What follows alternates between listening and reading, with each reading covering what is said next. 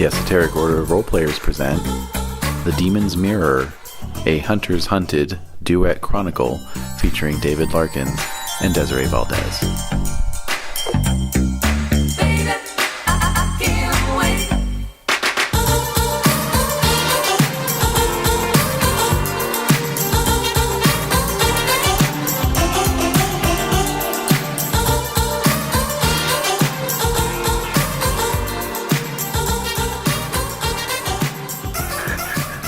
Here we are.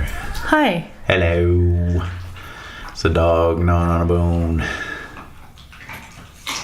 Yeah, she sure is. Disgusting. And, right. Hey, well, go on. We're just as gross as her if we're, letting her do it. That's true. It's actually our fault. Just like if a dog were flying a plane and the plane crashed, the owner would be at fault, not the dog. That's right. That's something we have established in the last 12 hours. All right, so... All right, well, it's been 2 days since our last session. You're in the confessional?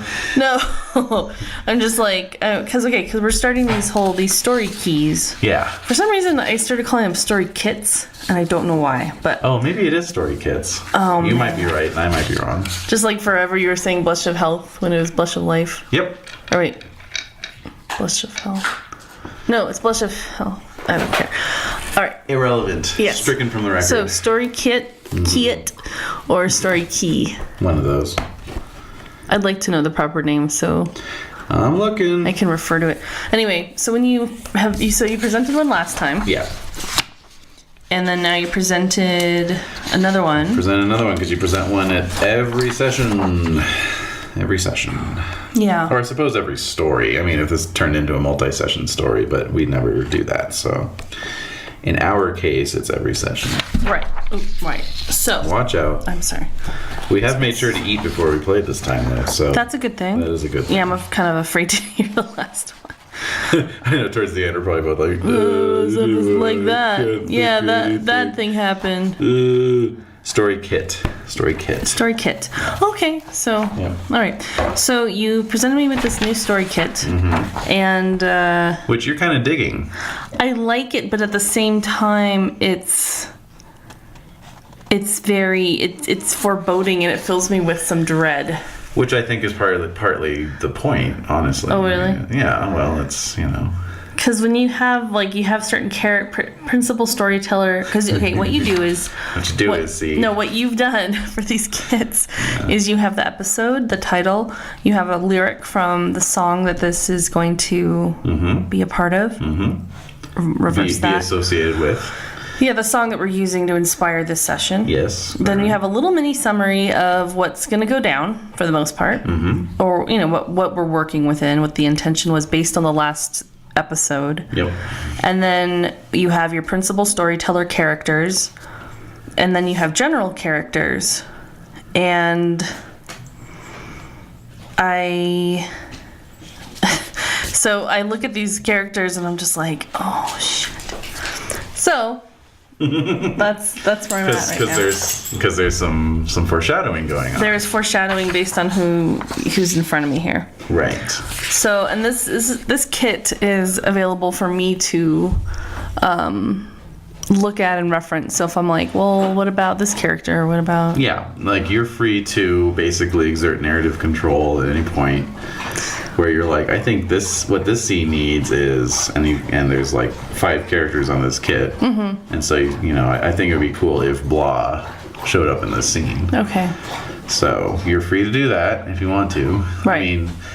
last session things moved along pretty organically, and I think as we discussed, possibly on record, you had already sort of defined one of the characters off the list as being part of the opening scene, so you had already done your part even before the session started. Yeah. But you're free to bring anyone in. Okay. As you will. So anyway. That's how that works. All right. And I think that's about it. Okay. Also, this is going to be a pretty good test of my memory because you reviewed a lot of things last time, and unfortunately, I was so I don't know. I was not as receptive as it could have been. Yeah, I saw you shutting down. Yeah. And, that's cool. I mean... It's not cool. Well, no, I mean, it is because, I'm just now kind of reaching a good point where I'm sort of navigating through the books going like, yeah, as I'm doing prep. Mm-hmm. And, I mean, that took me multiple read-throughs, reviews. I mean, that's just part of learning any new session is, our system. Right. You never get it on the first time. Right. Ever. So, anyway, let's go through it again. Mm-hmm. Now, I think the big ones were breaking points and integrity, right? Mm-hmm. Conditions, right? Which I think you have a pretty good handle on at this point. I'm getting there. Mm-hmm. Yeah, with the cards. Clues and investigations, right? And then I think so. Mm-hmm. And then willpower. I guess the thing with the clues and investigation is I don't really think I don't really feel like I don't think it's fair that I have to figure out I have to think of what the clue would be because I don't know what the ultimate reveal is going to be. So I just don't understand why that burden is placed on me. It's a little odd. So I don't think it should be. I think what they're trying to do... Oh, wait, you've explained this last time, too. It was like, well, if you have a buildup of points, you can cash those in to be like, I want to solve this, right? Well, that's sort of separate. I think what they're trying to do with that is basically prevent the situation where it's like, oh, boy, I made my roll to get a clue, and then I'm like, it's a baby bottle. And then you're like, what? Like, that doesn't make any fucking sense. Whereas if you tell me it's a baby bottle, I'm like, okay, it's a baby bottle. Cool. I'll work that into the overall mystery, instead of like making you play guessing games, basically. Well, I'm all for not playing guessing games because that's annoying. Yeah. We'll see how it works out. I'm a little skeptical about that particular function. Yeah. So we'll see. I'm open to trying it, but I just don't, we'll see. Okay. So the thing you were thinking of with clues is that basically there's a clue threshold. Once you hit that amount of clues, you can, the investigation can resolve at that point. Yeah. If the investigation is going to resolve either through your wishes or just in-game activity, if the investigation is going to resolve before you have that minimum number of clues, then I get to throw in complications. Right. One complication per clue not yet gathered to get you to the final. So, like for instance, right now you have one clue. Clue threshold is 6. So if you were to try and resolve the investigation right now, I could throw in 5 complications on that. Right, because I only have one clue, one element or whatever. One clue. All right. The elements are, you can cash those in to give yourself bonus dice on any related roll to the investigation. So, for example, you have one element from that clue. Now, let's say that in this session, you make another investigation roll, or you make another roll to try and gain clue number 2. You could cash in that element, give yourself +1 dice on that roll. Right. But, you can also bank them. So, okay. Yeah. Okay. All right. Yeah, I only have one because I just have the skin flakes. Yeah. Would another clue be the skull? No. Would another clue be I know where Aaron lives?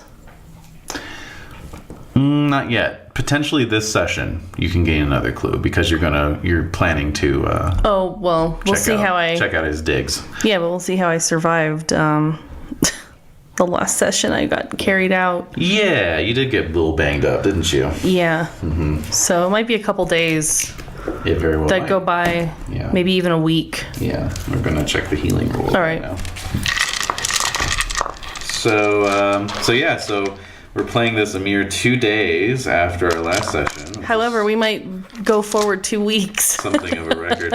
Yeah, but I was just going to say that... You're like, no, we're not. I want my character to regain some health back. Of course.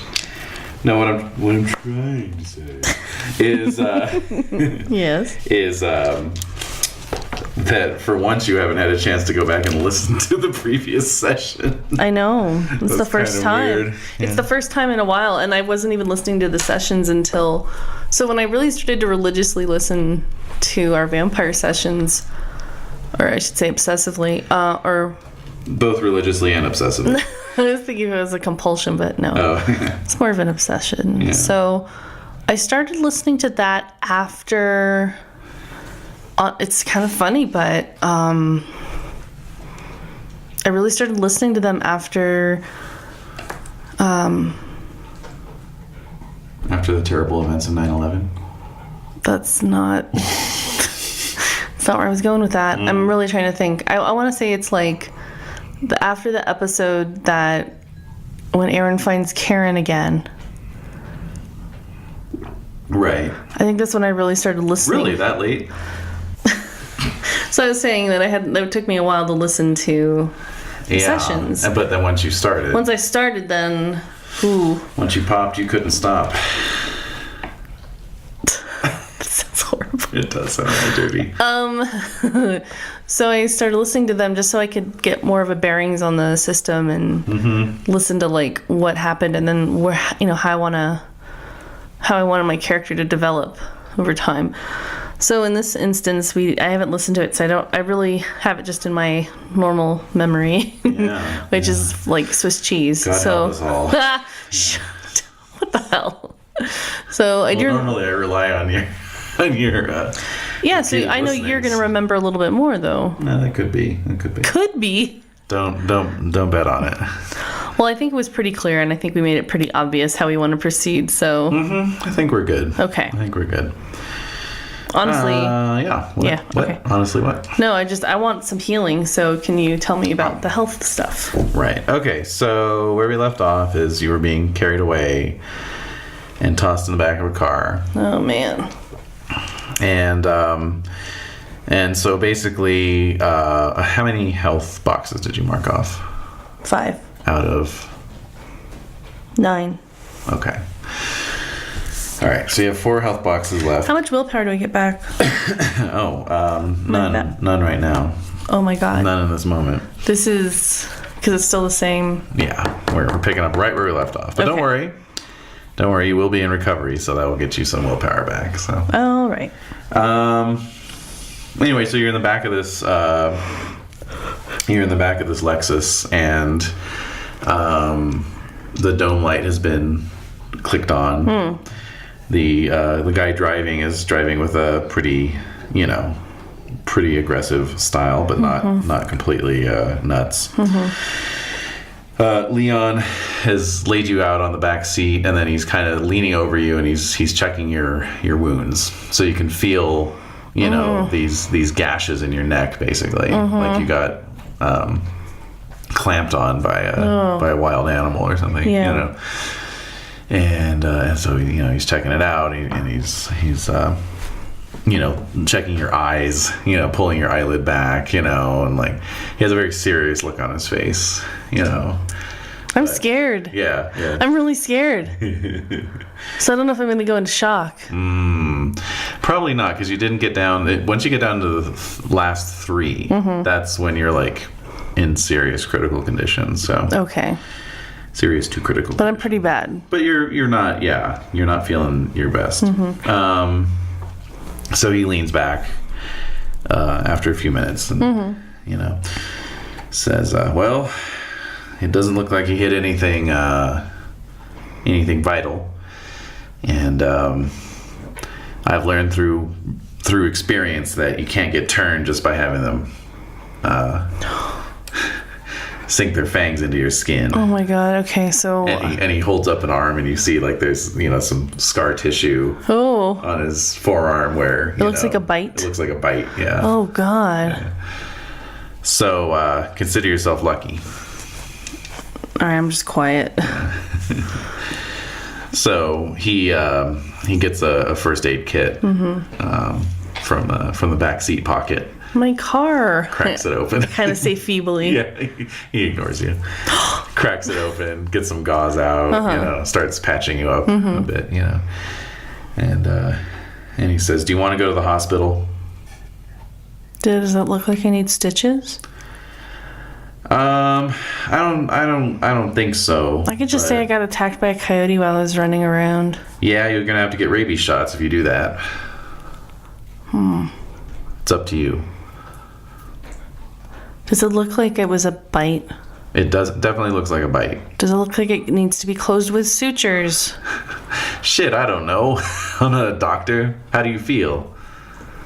I don't feel great, but I think I could. It's the bleeding stopped, right? It's no. It's seeping through your guts. All right, no, I need to go to the. I don't care. I will get rabies shots. I don't care. All right. So he nods to the rearview mirror, and a few minutes later, you're at a hospital in the South Los Angeles area. Okay. And so he comes out, or he gets out of the car, waves down a paramedic who's nearby, and says, we found this young lady on the side of the road. She said she was attacked by a coyote. So they come trotting over. Okay. And then he turns back and whispers to you, "Not a word." Of course not. All right. I'll be in touch. My car. I'll be in touch. And so then he gets back in the car and all right. Drives off. So I don't have my backpack or anything on me. No, yeah. So okay. You could be a Jane Doe if you were so inclined. I am. Yeah. Yeah. Okay. Oh God, and I'm like, I gotta get rabies shots. Oh my God. Mm-hmm. But it's worth it. Mm-hmm. I'd rather them clean it up and suture it. So what happens? So let's see. You are at Martin Luther King Jr. Community Hospital, and that's funny. There's a Kindred Hospital. There shouldn't be. Is that where all the Twilight vampires practice medicine? Yes. Assholes. All the humanitarian vampires practice medicine there. Oh, that just came into my mind that they're fucking. Sorry, it's just pissing me off. It's just making me mad. Ugh, gross. Lord. All right, so. Oh, God. Okay. Oh, actually, no. There's one even closer. You're at the Harbor UCLA Medical Center. Okay. Yes. So. All right. So I'm getting my neck examined. Yep. So. I don't get like. Investigated too thoroughly. No, I mean, you're in this ER and it's pretty busy and, so they're just, you're sitting there like holding this bloody gauze to your neck for like a half hour. Wow, only a half hour? After your initial, well, yeah, it's still a neck wound. I mean, that's true. All right. You're level 2 of the triage, whatever that is. All right. I'm all impressed. Yeah. Wow. But no, I mean, until you're actually seen, you're kind of sitting on a gurney in the hall, right? And then finally a nurse comes over and takes your vitals, and okay, let me get a look at this. Ooh, yeah, that's pretty bad. Okay, so it was a coyote. Yeah, it just like pushed me down and then went for my neck. That's not good. I know. All right, well, we're probably gonna have to give you rabies shots, so just get ready for that. I am. Okay. All right. So she, makes some notes and, heads out, and then you kind of go through the whole ER process. So you're checked in, you're roomed. Doctor finally comes and sees you around 1 a.m.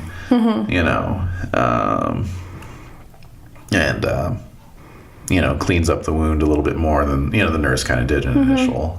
Yeah, and then cleaning, and then she'll suture it up. Exactly. So she's got her suture kit with her, and she says, "Well, it looks like the bite's pretty clean, so that's good. No signs of infection yet." I'm wondering if the doctor has seen coyote bites before, and if this actually looks like a coyote bite. Yeah. Yeah. So as she's suturing it, I'll give her a roll here.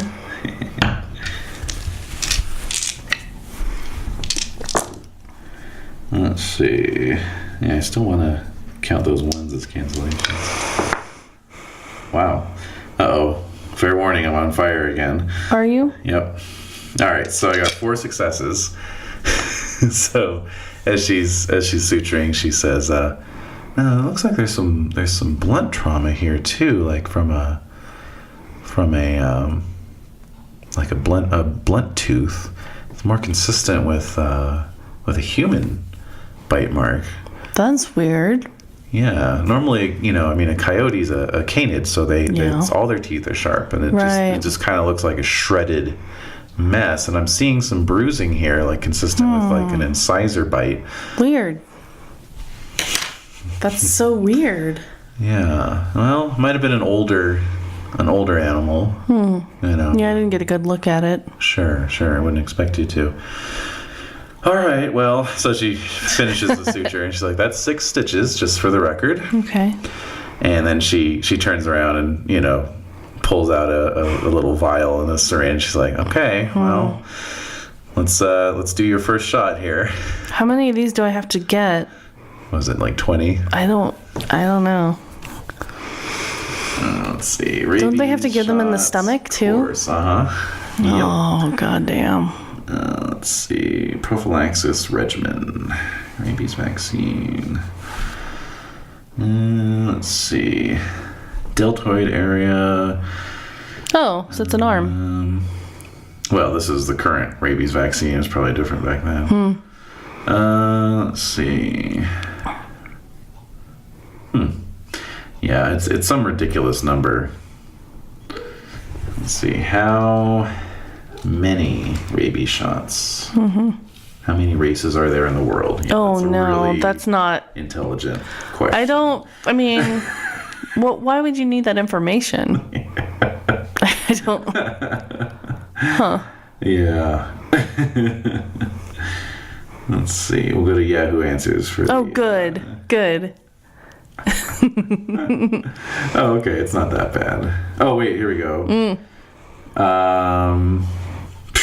Okay, so nowadays it's a total of 5, 2 right away, then 3 additional doses on days 3, 7, and 14. Right. It is not in the stomach and has not been since the 1980s, when it was daily injections for 14 to 21 days. So we're in the 1990. Well, wake up. It's the 90s. That's right. So. Well, it's March of 1990, so sorry to say. It's still the old vaccine. Every day? Daily injections for 14 to 21 days. Of course, you can just not come back. I'm not going to. Yeah. I don't need it. Yeah. They're not going to come to your house, If you give them fake information. I do. 1, 2, 3 Fake Street and all that, Yeah, I mean, I'll follow up. Well, they're expecting me to follow up with my primary care physician. Exactly. So I'm out of their hands once they give me that first shot. Exactly, yeah. In the stomach. Yeah. Stomach. Owie. Owie. Yeah, so... all right, so she administers the shot, and it is effing painful. Right. But almost not as painful as getting those chompers in my neck. Yeah. Which I'm just thinking about and really haunted by. My morale is fairly low. Okay. How am I going to get out of this hospital? Yeah, indeed. I need my vehicle. Etc. Yes. Okay, so that's 2 and 3 and 4, 5. Okay. So you're in the ER for 3 hours. Okay. Let's see here. Medicine skill can be used to speed up healing. It's an extended action.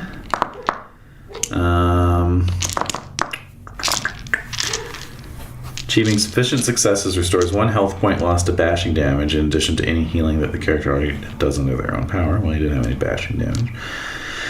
Round-the-clock intensive care diminishes the patient's injuries, downgrading the nature of wounds by 1 degree. Thus, a lethal wound can be downgraded to bashing, and an aggravated wound can be downgraded to lethal. Such treatment can occur only in a hospital or other intensive care facility. An extended intelligence plus medicine roll is made. Number of successes requires 5 for a lethal wound. So these are lethal. Okay, so go ahead and...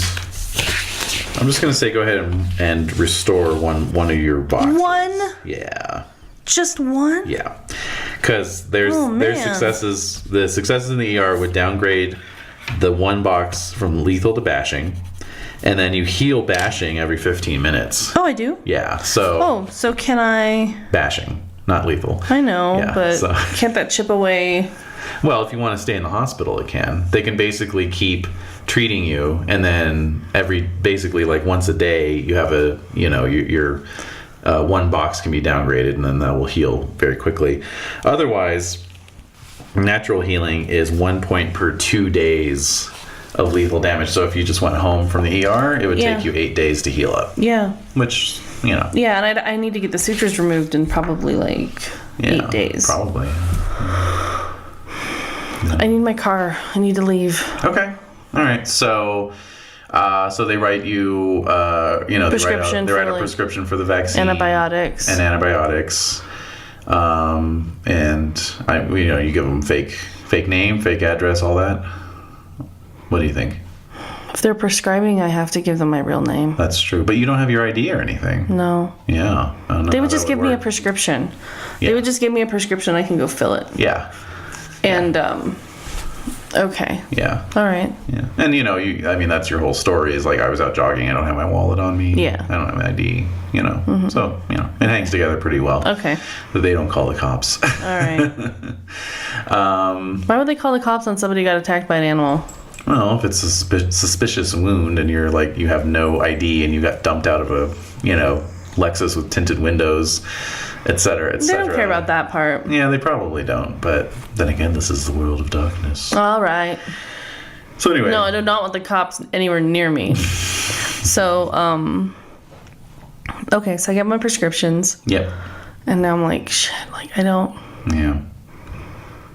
I gotta call Kurt. Mm-hmm.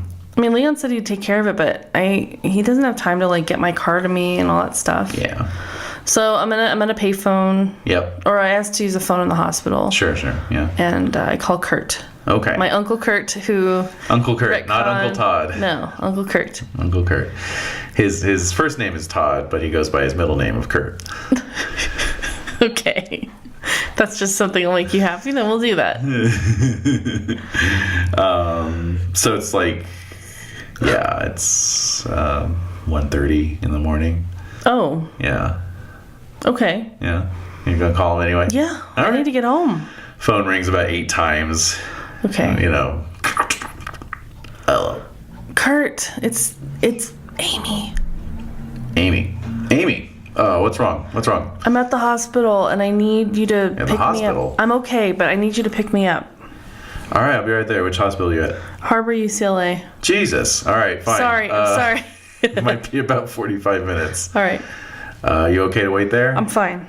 Okay. All right, I'll be there as soon as I can. Okay, bye. All right. Yep. All right. So I'm hanging out at the hospital. Yep. So sure enough, 38 minutes later, you see Kurt walking in through the automatic doors. He's just wearing a UC Santa Cruz Banana Slugs t-shirt, track pants, and Birkenstocks. Oh my God. And so I see him and I almost want to start crying, yeah. but I'm trying to hold back my tears. Yeah. So he sees you, waves, comes sort of power walking over towards you, Hey kid, what's wrong? Let's just get out of here. Oh, wow. Okay, yeah. He sees the gauze on your neck, what happened? So let's leave. Let's get out of here. Because there's cops and stuff around the hospital. Yeah, in fact, as you're saying that, there's 2 police officers chatting up the admissions nurse. Mm-hmm. And, they're both kind of looking at you in slow motion, Oh, God. I'm super paranoid. Yeah. Just get out of here. All right. So we get into his car. All right. So I tell him, I got to pick up my car. Yeah. But I'm scared to go back. Was it a matter of record that you made your uncle a true friend as a merit? I think we got that on recording. Yes. But in case we didn't, I'm mentioning he is a true friend. He's a true friend. Mm-hmm. True friend. So, all right. So you got to get your car, but you're scared too. I'm scared, but I have to. All right. I'll go with you. All right. So I tell him where to go. All right, so he takes you out to his Beamer, parked out in the red zone. Mm-hmm. And, he's got doctor's plates. Mm-hmm. So you hop in, start driving. He says, one of the reasons I became a forensic investigator is because I hate being woken up in the middle of the night.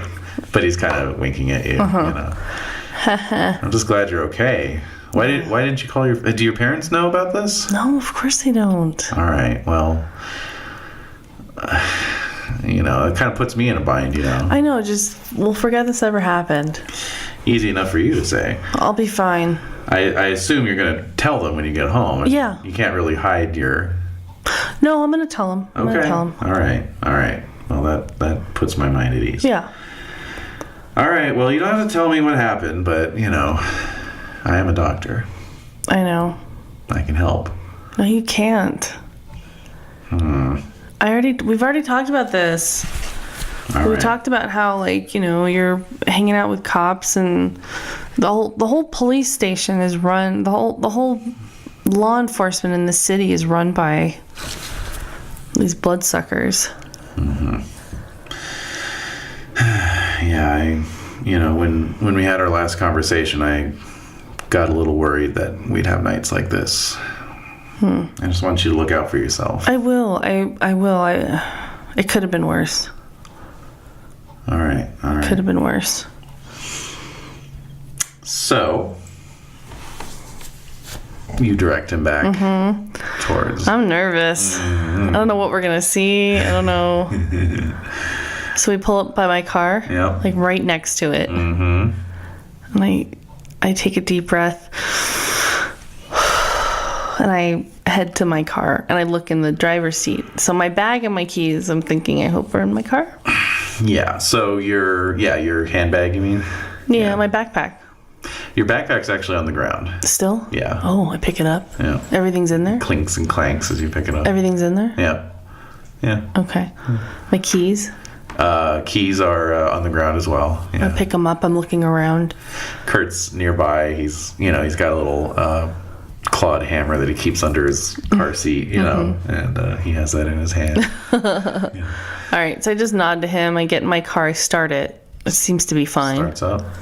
Okay, so I roll down my window. Yeah. It's okay. I'm gonna go home now. All right. I'll be following you on the freeway anyway. Yeah. All right. Well, drive safely. You're okay to drive. You feel okay? Yeah, I'm okay. No, you're not lightheaded or anything. No, I'm okay. Let me get a look at you. So it kind of fixes your gaze, They only gave me Advil. All right. Okay. All right. Well, yeah. There's lidocaine in my. They probably pump my. Yeah, your neck's numb. Yeah. So it's not gonna start hurting for a while. So he says, "Well, if anytime you need me, just give me a call." Yeah. Thanks. All right, kiddo. All right. So he gets back in his car, pulls out. I follow him very closely. So you have 45 minutes to think about stuff. I pop in. Yeah. I pop in Don's mix. Pop in. Pop it in. You're gonna get pop-ins. I'm gonna get pop-ins, etc. But yeah, so I'm, just pop in that cassette. Okay. Okay. All right. And so I'm just listening and thinking about, Dawn and Aaron. So everything I talked about with Leon, maybe Aaron's in trouble. Maybe I shouldn't blame his ass. Maybe he's in trouble, just like this guy who attacked me. But getting attacked by that, I guess it was a vampire. Might as well start using the V word. Yeah, that was unreal. He was so strong. And I think I'm pretty strong.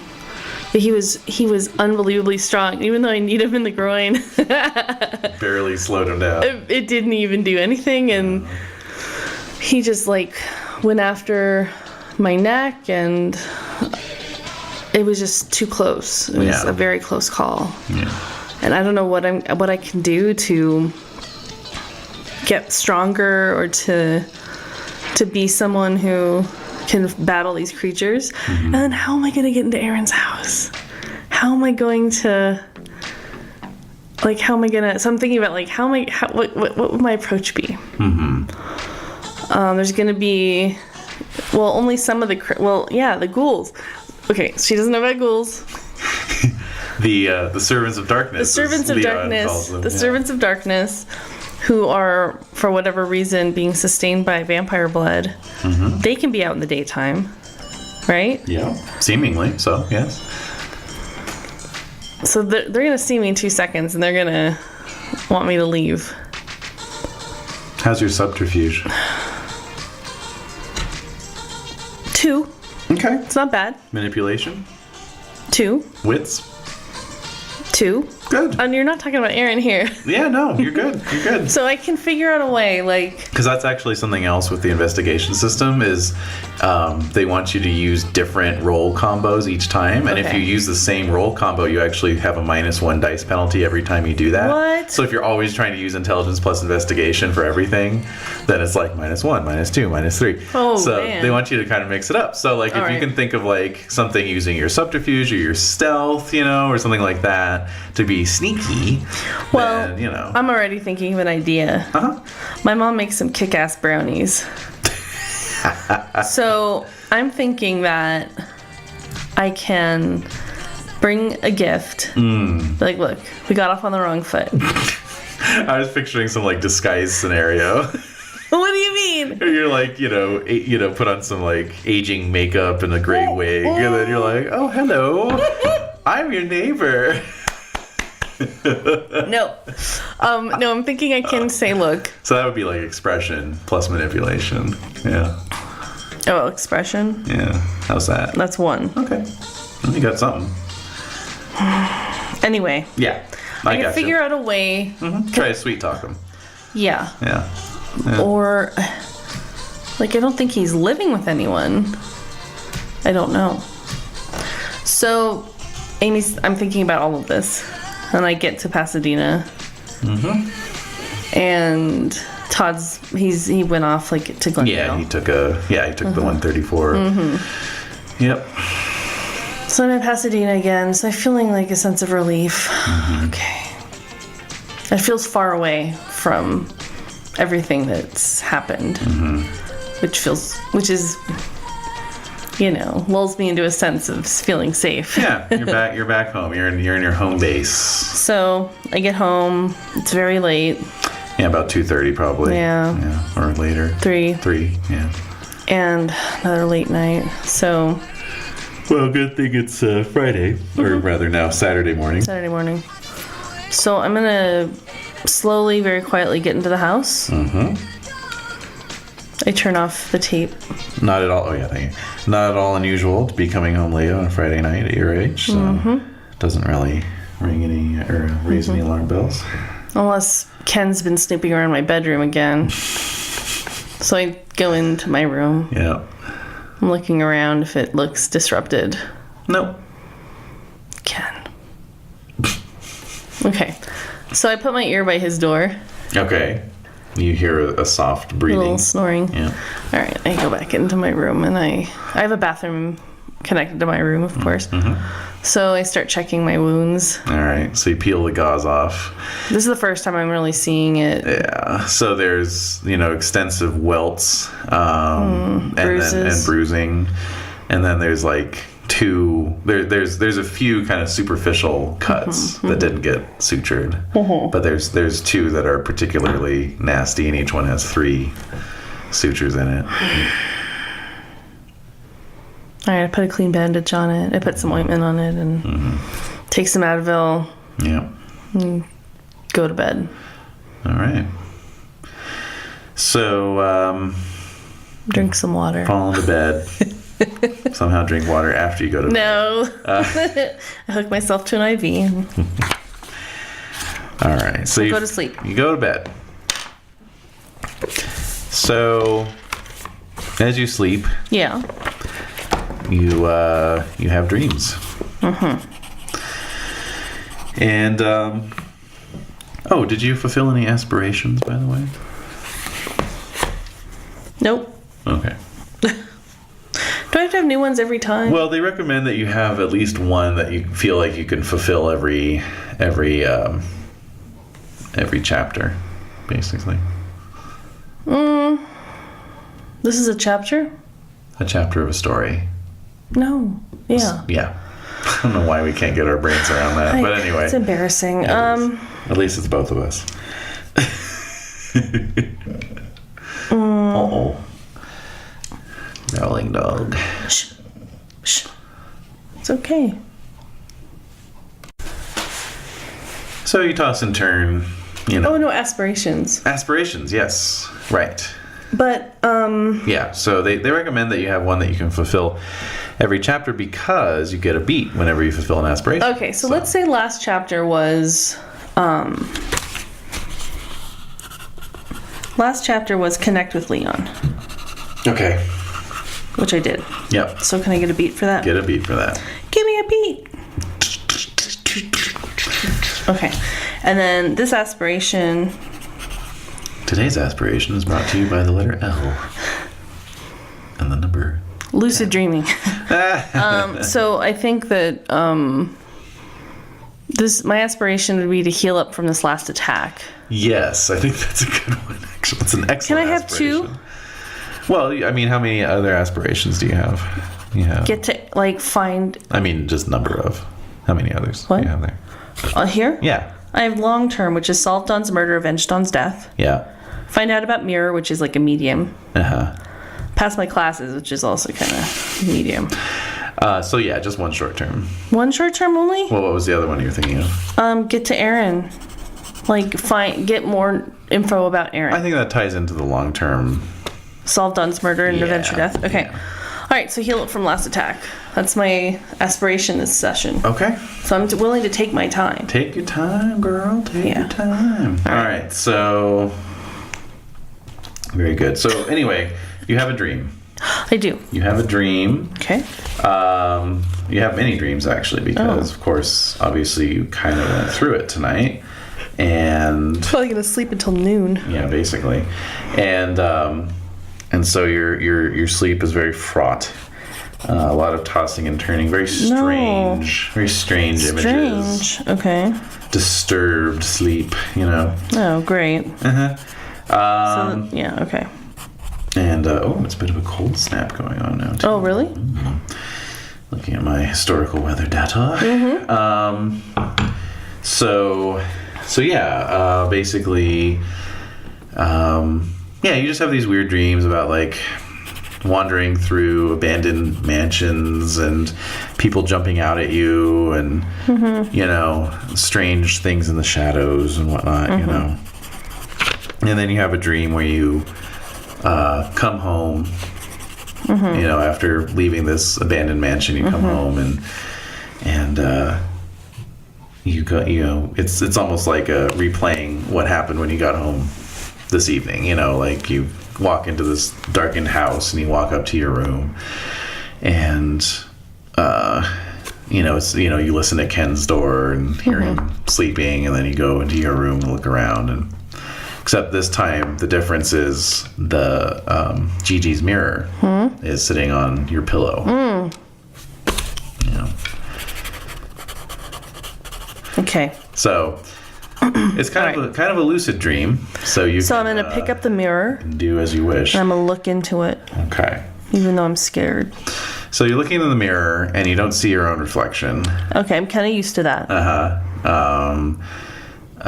But it's still uncanny. Yes. But strangely, the mirror seems to be larger than it looked like when you saw it on your bed. As you pick it up, seems like the size of a serving platter.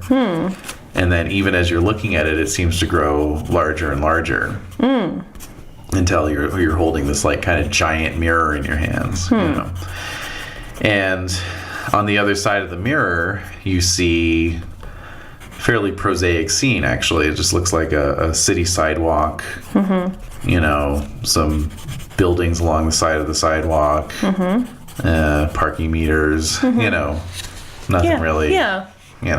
Typical LA scene. But you notice some there's a bank sign on the side of one of the buildings, and it's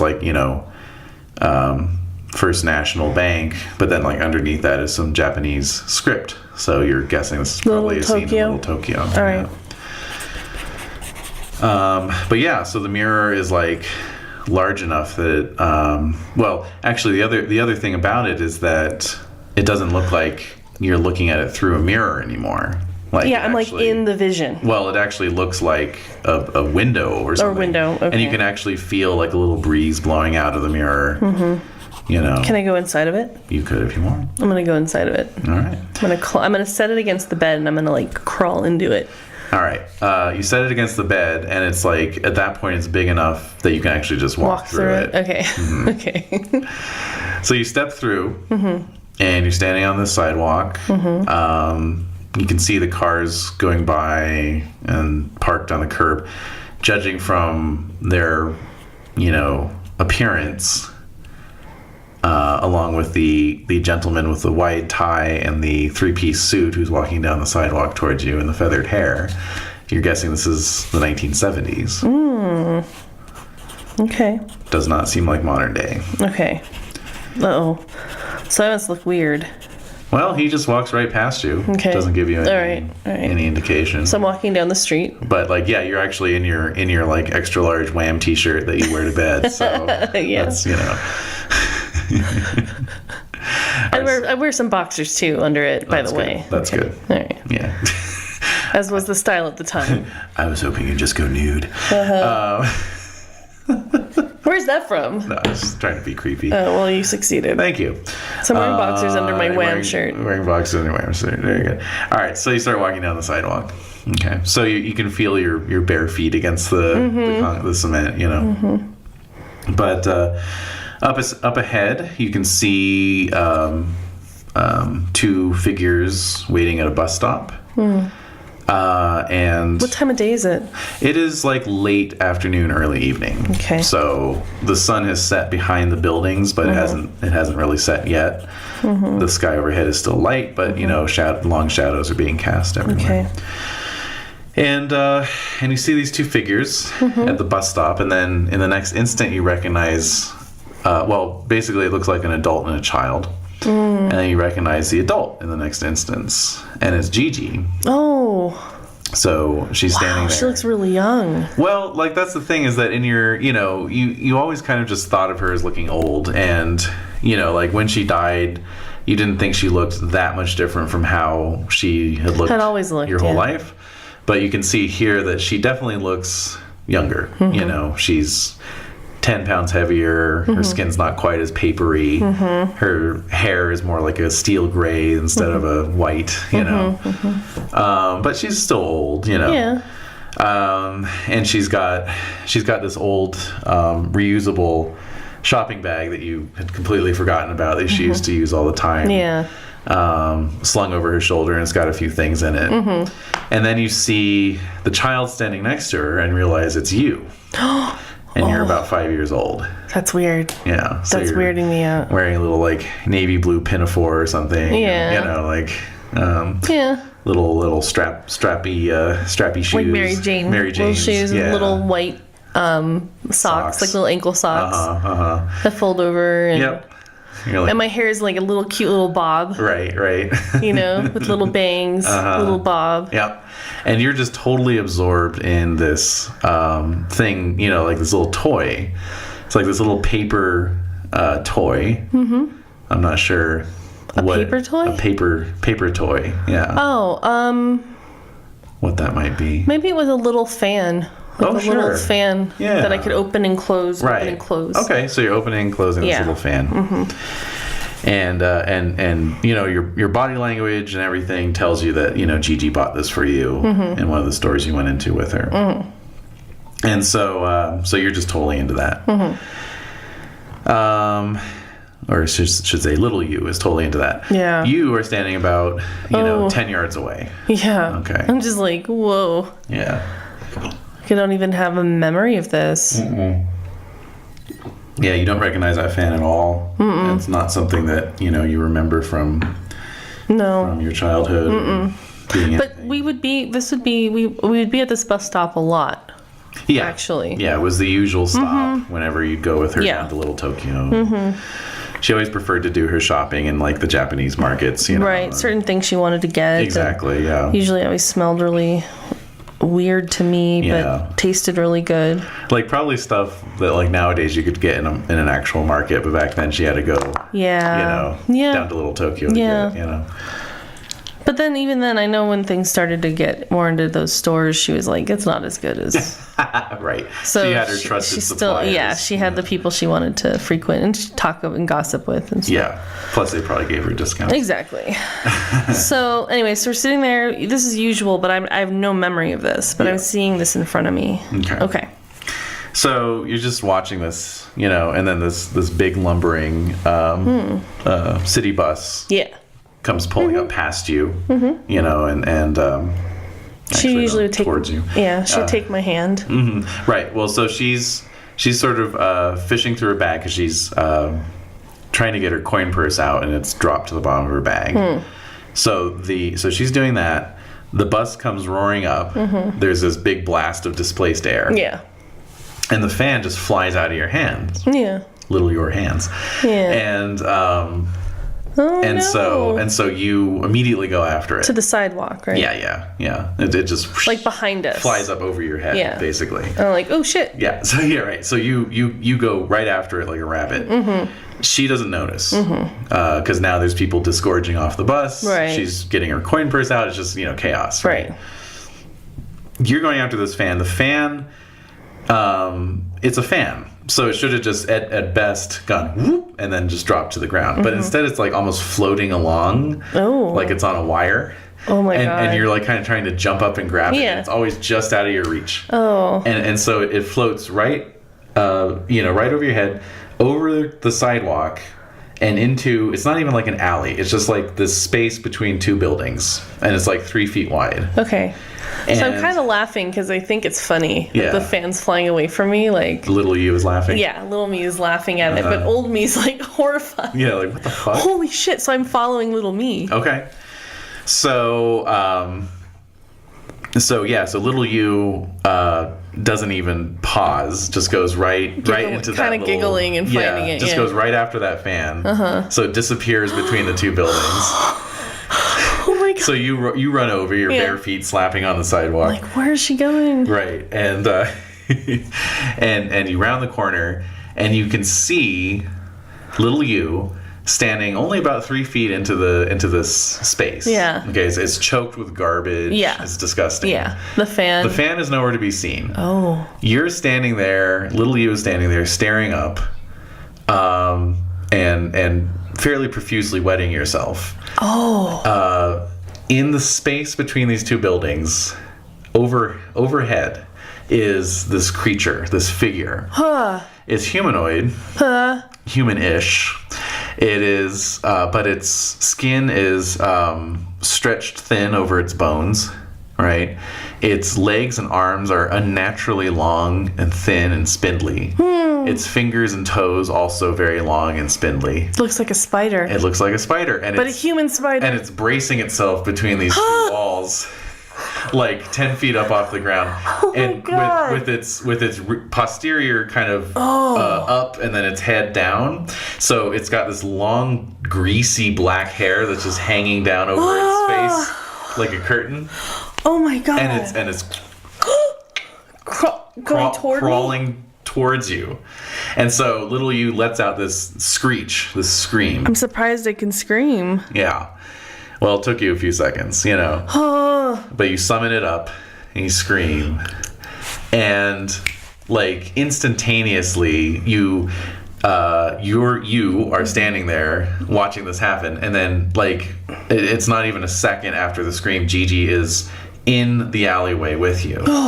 And she's actually like right next to you because you're standing there. Right, yeah. But she doesn't seem to notice you. Yeah. But what you notice, she's dropped her bag, and she's just there in her, in her kind of like her shawl and her skirt and everything. But her hair is almost like kind of standing up a little bit. Oh. And the look on her face is one of just cold fury, basically. And then in each hand, it's like she's holding a ball of flaming plasma. What? Yeah. What? Okay.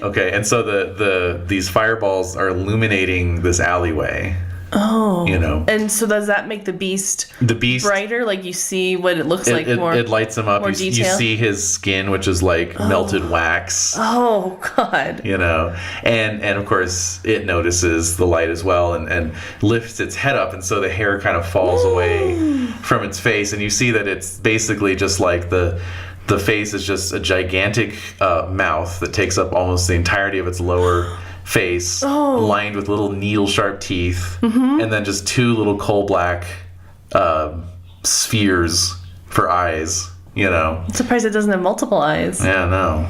Weird. But no other features. No nose, nothing, you know. No eyebrows. Oh my God. And so it's like sort of hissing at her. And so she lobs one of these balls right at it.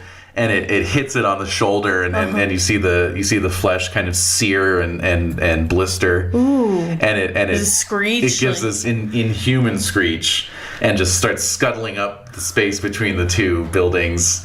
And she lofts the other one after it, but it misses as it disappears over the roof line. Oh my God! And then Gigi very quickly scoops you up, and runs back out of the alley. And you see her just grab her bag and jump on the bus right before it closes its door and the bus departs. Oh my God. So. And with that, you wake up panting, sweating, covered in sweat. Oh. It is like noon. You know, there's daylight streaming in through your window. Oh my God. All right. Okay. How much health do I get back? Or willpower? You get a point of willpower back. Okay. Hey, I'm getting rid of that detail so I don't forget it. Sure. So I get my dream journal. And I furiously start writing. Writing everything. Yeah. And I was thinking about the fireballs. What is that? I wish I could do that. All right. You know, like that would have made things way, way easier. Yeah, pretty good. So right. I find the mirror that I have. Yeah. And I look at it. Where do you keep it usually? So I keep it in my underwear drawer. Okay. So I pull it out. Okay. Unwrap it, and I just start looking into it. So, yeah, I mean, you're seeing your own reflection. Or are you? I don't know. Well, it's up to you. I'm not. You're not. So I'm just sitting there looking at it and thinking about Gigi. And like, she did that. Did that really happen? I don't remember that at all. But why would I? It was so traumatizing. Yeah. And she saved me. So I'm just thinking about the whole dream. Yep. As I'm looking into the mirror, and I think something may happen. Okay. Yeah, you can say what you want. Oh, okay. Happen. I would like Gigi to appear in the mirror. Okay. Yeah, no, you can be, you know. Okay. I won't be shy about it. Don't be shy about it. All right. So, Gigi. Yeah. So you're staring in this mirror, and then you see your grandmother's face, and she looks the way she did, you know, the last time you saw her, basically, you know. So she appears. So I'm kind of amazed. Yeah. Does she talk to me? Let me see. Well, here you have it on there. Hold on a second. Let me see here. Yeah, the Chronicles of Darkness. I can't say it straight. Chronicles of Darkness rulebook has a really cool way to sort of build ghosts. You can build the ghost up. So, let's see. So, yeah. Okay. Yes. I think she can do that. All right. So she appears and she speaks. And it sounds like someone talking to you through glass, basically. You know, so it's slightly muffled. You know. So I hold it closer to me. Yeah. So she, you know. Gigi, I had a dream about you last night. So she says, "Oh, Amy, it's so good to see you. I know. I'm so glad you're safe. There's so much that's happened. I know. I saw when you came home and you were hurt, and I know I know what must have done that to you. What? It was one of the bloodsuckers. One of the hungry dead. Yep. Yeah, you got that right. He's pretty hungry. Yeah, so I'm thinking she's speaking to me in Japanese. Yeah. Okay. Yeah. So, yeah. I don't know, just something's compelling me to find them and to... My friend got killed. And I'm trying to figure out why. She had no blood in her body. That is what happens. They drain the blood. And that is why I brought back that memory for you. Did you actually do that? Yes. How did you bring the fireballs out of, like, your hands? Like, what was that all about? It is part of our blood. It is our heritage. We are hunters. What?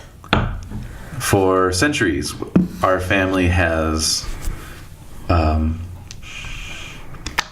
our best to eradicate the pernicious yokai that would do harm to the immortals. So, a hunter? Yes, we hunt. Does Mom know about this? I never told her because she never manifested any of the endowments of our blood. That can happen. But in you, I saw the same powers that I was discovering around your age. I want you to meditate, and I want you to focus on your blood as it moves through your system, and think about drawing it out through your pores. And perhaps you will find that you can do that as well. How will I know? You will know. Okay. Try not to burn the house down. Does Ken have this power? It is too early to tell with him. Because he seems pretty ridiculous sometimes. Anyway. Alright, so... You be nice to your brother. Yeah, exactly. Like, don't be mean to Ken. He's a baby. Yeah. Alright. Ken is still young. And in time you will grow to appreciate his strengths as well. Whatever those may be. Shady grandma.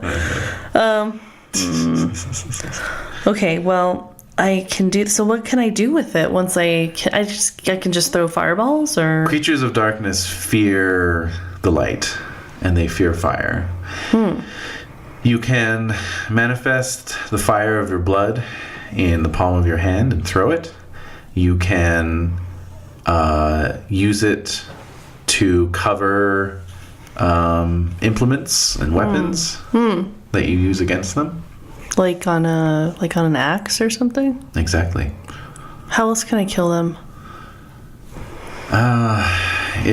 Sadly, there's no one prescribed way. Many of the bloodsuckers will be paralyzed by a stake through the heart, decapitation, fire. These are the ways you can finally terminate them. Yeah, I did set 2 on fire already. Excellent. What about their servants, though? Because someone told me that they have servants, and how can you battle them or destroy them? Or those are just mortals like you and I. They unnaturally extend their lives by drinking the blood of their masters, but they are reliant on that blood as well. So if you got rid of the source, then they would fall away? It depends on how old they are. They must pay for the years that they have cheated. While they are drinking that tainted blood, they do gain supernatural strength and endurance, but they can be killed just like you or I. Okay. Just know that they will put up a fight and perhaps be a little more resilient than what you would expect. Okay. I don't want you to go. I am always here, Amy. I am anchored to this mirror and cannot leave it. I am here to protect you and to make sure you come to no harm. Okay. All right. Well, thanks for saving my life that one time from that spider thing. Did you find out more about that thing, or is it still around? As far as I know, it still lurks there in Little Tokyo. I went and looked for it on 2 occasions. Once, I think I almost found it. But I was getting on in years and not quite as spry as I used to be, and it gave me the slip. As far as I know, that creature controls all of Little Tokyo. Really? Such that not even other creatures of the night will go within its territory for fear of never emerging again.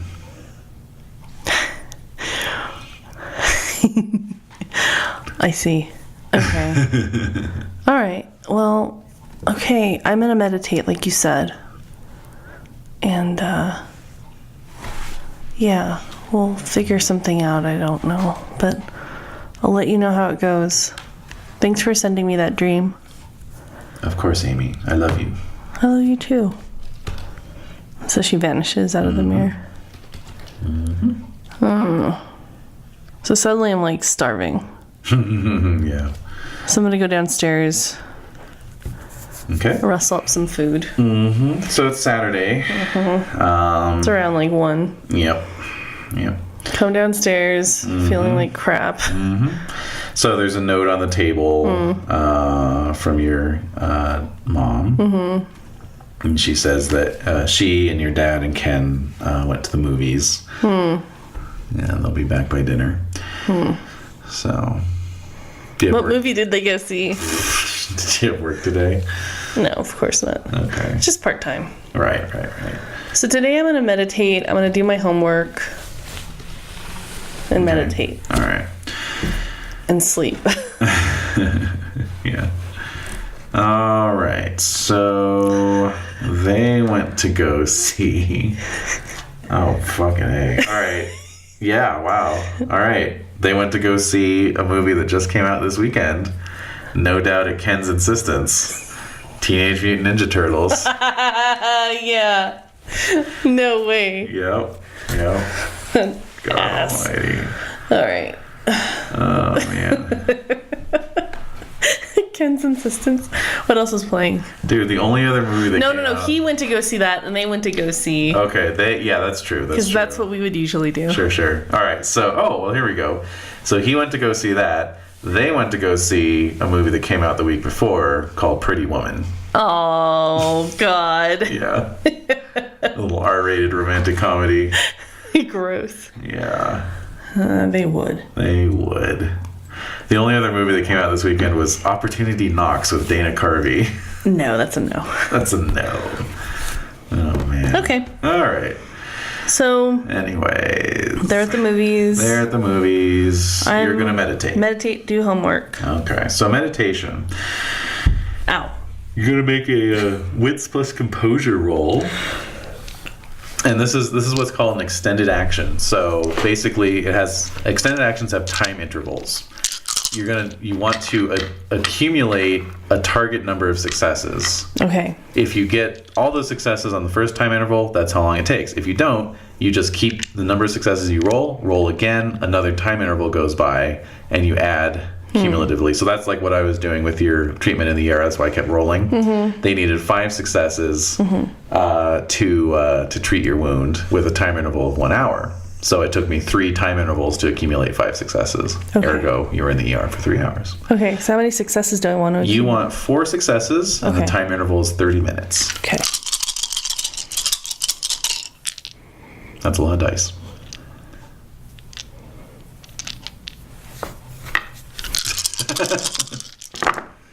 4 successes. 4 successes.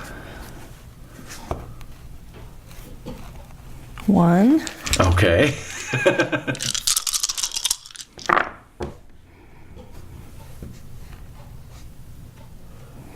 Okay, 3 total. 3 total. It's been an hour. It's been an hour.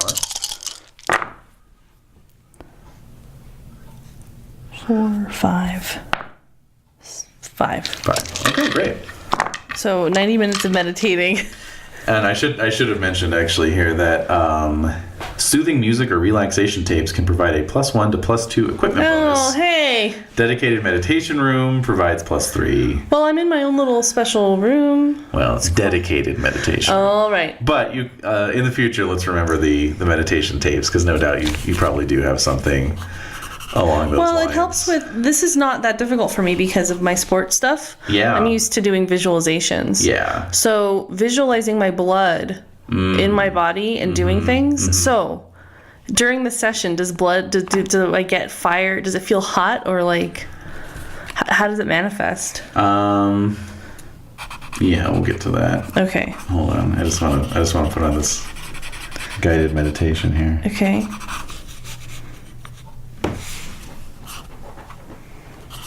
Let's see. No, it's not really working. Anyway. What was it? I just happen to have something here. But anyway. Doesn't matter. Why is it working? Doesn't matter. I don't know. The internet's being weird. Okay. Oh, wait. All right, yes. A guided meditation such as this. You might listen to this in headphones in a lossless format. I'm not going to listen to This this. timbral meditation technique was pioneered by a man named Don Wasserman, and I had the honor to learn directly from Don. Okay. He would use acoustic sounds to guide the sensation of the meditation. I have expanded to the synthesizer. Oh, good. So I'll be at my keyboard Okay. to help guide these sensations. Great. Let's start with the face. Oh. This is a very busy part of our body. This is mission control, a lot of senses. Okay, so Amy's not listening to this. Really? Because I'm picturing her having this old cassette from like 1975, you know? Maybe, maybe she might go into her parents' Exactly. Like she found it in their tape collection. Okay, all right, yeah. Okay, that's fine. Yeah. She's like, I need to get something a little 1979, whatever. something Anyway. better. Yeah. I need to go to one of those new age stores. Yeah. Get something better. Mm-hmm. Well, they probably have it at Romans, That's true. where I work. Yes. Well, Which anyway. somebody calls me from Romans and says, can you cover my shift tonight? Blah, blah. Yeah. I'm like, yeah, actually, no, it's fine. That works for me. I could close for you. It's fine. Okay. So that gives me a couple brownie points. Mm-hmm.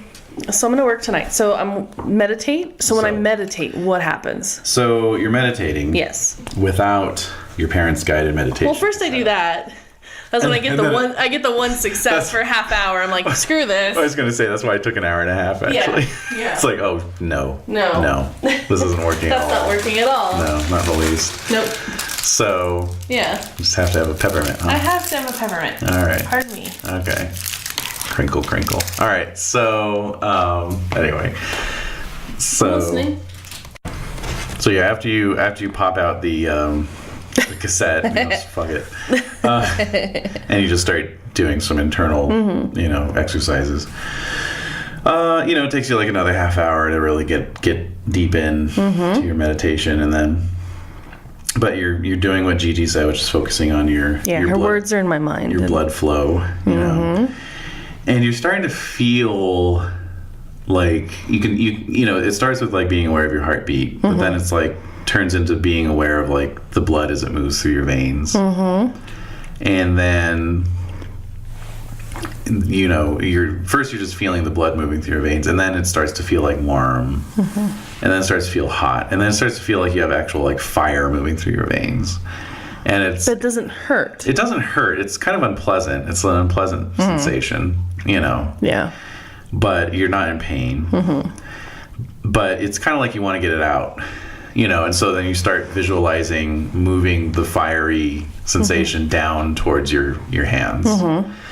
And so your hands start to feel very hot. And And then they start to feel even hotter, and then they start to feel even hotter than that. So I open my eyes. And you open your eyes, and you've got your hands resting palm up on your knees as you sit in a lotus position. And you look down, and there's just flame, burning in your palms. So first it startles me a little. Yeah. And I kind of move away from it, Uh-huh. but it's okay. Yeah, it's still it's like you're just holding flame. Can I control it and make it bigger and smaller? No. It's just like this little ball, this little sphere of flame that's just roiling in your palms, basically. Wow. So. All right. How do I extinguish it? As soon as you wonder that, the flames just sort of absorb back into your palms. Does my blood still feel uncomfortable? And then as soon as that happens, you feel this sort of fire move through your blood, but then that very quickly dissipates. But you realize you're sweating pretty profusely. Oh, okay. So. I'm gonna go get some Gatorade. All right, so that's weird. Yeah. All right, so that's enough creepy shit for the day. So I'm gonna work on my schoolwork. Yeah. And I'm gonna go to Romans. So I'm gonna work from 6 to 11. Okay. Wearing a turtleneck? No, I have a scarf. Okay, all right. Yeah, I'll just a little a handkerchief around my neck. Right. Okay. So your shift goes fine. I go to Romans and I look for some better meditation music. So with my employee discount, I buy some good music, background music I can listen to. Right. Hearts of Space. Mm-hmm. All right. Yeah. So throw some Cocktail Twins in there for good measure. Yeah. All right. And so you return home after your shift. Mm-hmm. Of course, by this point, you had to go get dinner yourself so that you could, Yeah, I'm pretty tired. And so went the whole day without seeing your family. But anyway, everything's pretty normal. Okay. And it can continue in a normal vein. I want it to. No pun intended. For the next week. So go ahead and, let's see. How many willpower points are you down? 3. Yeah. So restore all your willpower. Okay. And all your health. Oh. So I'm going to get my sutures removed. I'm going to go to my primary care doctor. Oh, yes. So, there's a couple issues we have to address. Okay. Let me mark off the days first, though. So that was Saturday. 1, 2, 3, 4, 5, 6, 7, 8. So it's the following Saturday. During that time, a couple things, of course. What? Happened. Nothing critical. Nothing that would. Oh my god. Shit. Nothing that would. Nothing that throws off your healing or anything like that. But first of all. So I got my aspiration. You did get your aspiration. So go ahead and take a beat. Another one. Mm-hmm. I won't say what I want to say. Okay. I know. And, but obviously you are going to see your family at some point, probably that Sunday. Yeah. So what's your excuse for your neck wound and the sutures? It's pretty intense. Mm-hmm. What story do you spin? Hi, family. So we're at brunch on Sunday. What's up, fam? Fam. WTF, fam. Yeah. And we're having brunch somewhere. Mm-hmm. And we're in public. Mm-hmm. So I take advantage of that fact to be like, Good planning. Hey, guys. Good planning. So I was running around. And it was a late night run. I just had a lot of energy. And so I went for a run and I got attacked by a coyote. Oh my God. Is that my mom? Yeah. So she's freaking out. Yeah. Mom, there's coyotes around here. Come on. So of course she's immediately fussing over you. What's Dad doing? He just looks very grim and... What's Ken doing? Ken's, cool. Yeah, Ken's like, whoa, like crazy. I'll show you my stitches later. Yeah. Okay. You wearing your scarf again? Yeah. Another one. Uh-huh. So I'm like, I just got attacked by a coyote at night. It was crazy, but I was okay. And so your dad's like, where, goes into lawyer mode. Where were you running? Where were you jogging? Just up in the foothills. I'm going to call animal control as soon as we get home. This is crazy. And your mom's like, are you getting rabies shots? What's going on? Yeah, What's happening? I'm getting rabies shots. Oh my God, I'm calling Dr. Sismore as soon as we get home. Well, it's not a big deal.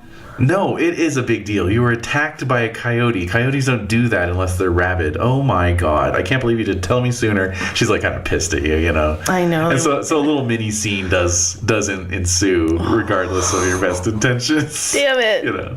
You're not immortal, Amy. I know you're at the age where you think you are, but you're not gonna live forever, and you can't just treat these things cavalierly. And you know, your dad's like, no, May, just calm down a little bit. I will not calm down, you know. Ken's just like still, you know, sawing away on his breakfast, you know, stuff in his face. Pancakes galore. Yeah, exactly. Oh man, I'm sorry. So I'm apologizing. I'm sorry. A scene erupted at the Glendale IHOP. I'm sorry. I'm really, really sorry. Yeah, and yeah. So I mean, you know, basically. Unfortunately, no, we didn't. We went to like the railcar restaurant. You know that one? It's down. It's like West Los Angeles. Really?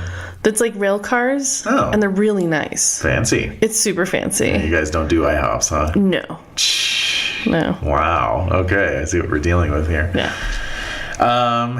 All right. So anyway, a scene ensues at a fancy schmancy brunch in West LA. Mm-hmm. Big shock. Yeah, really. They're used to it. It's not the first time, nor the last. But yeah, so I don't know if you want to just go through with the vaccination course, you can. Otherwise, I'd need a roll to, you know, pull off not going, because you know your mom's going to be like on it, like, you know, making sure you're doing it. So like a wits plus subterfuge roll would be sufficient to fool her.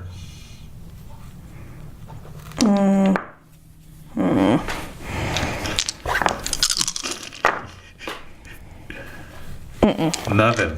Wow. I don't like this new system. I'd rather risk my life with the ones. I'm giving you the damn card. Which one? I'm giving you breach in the fourth wall. What?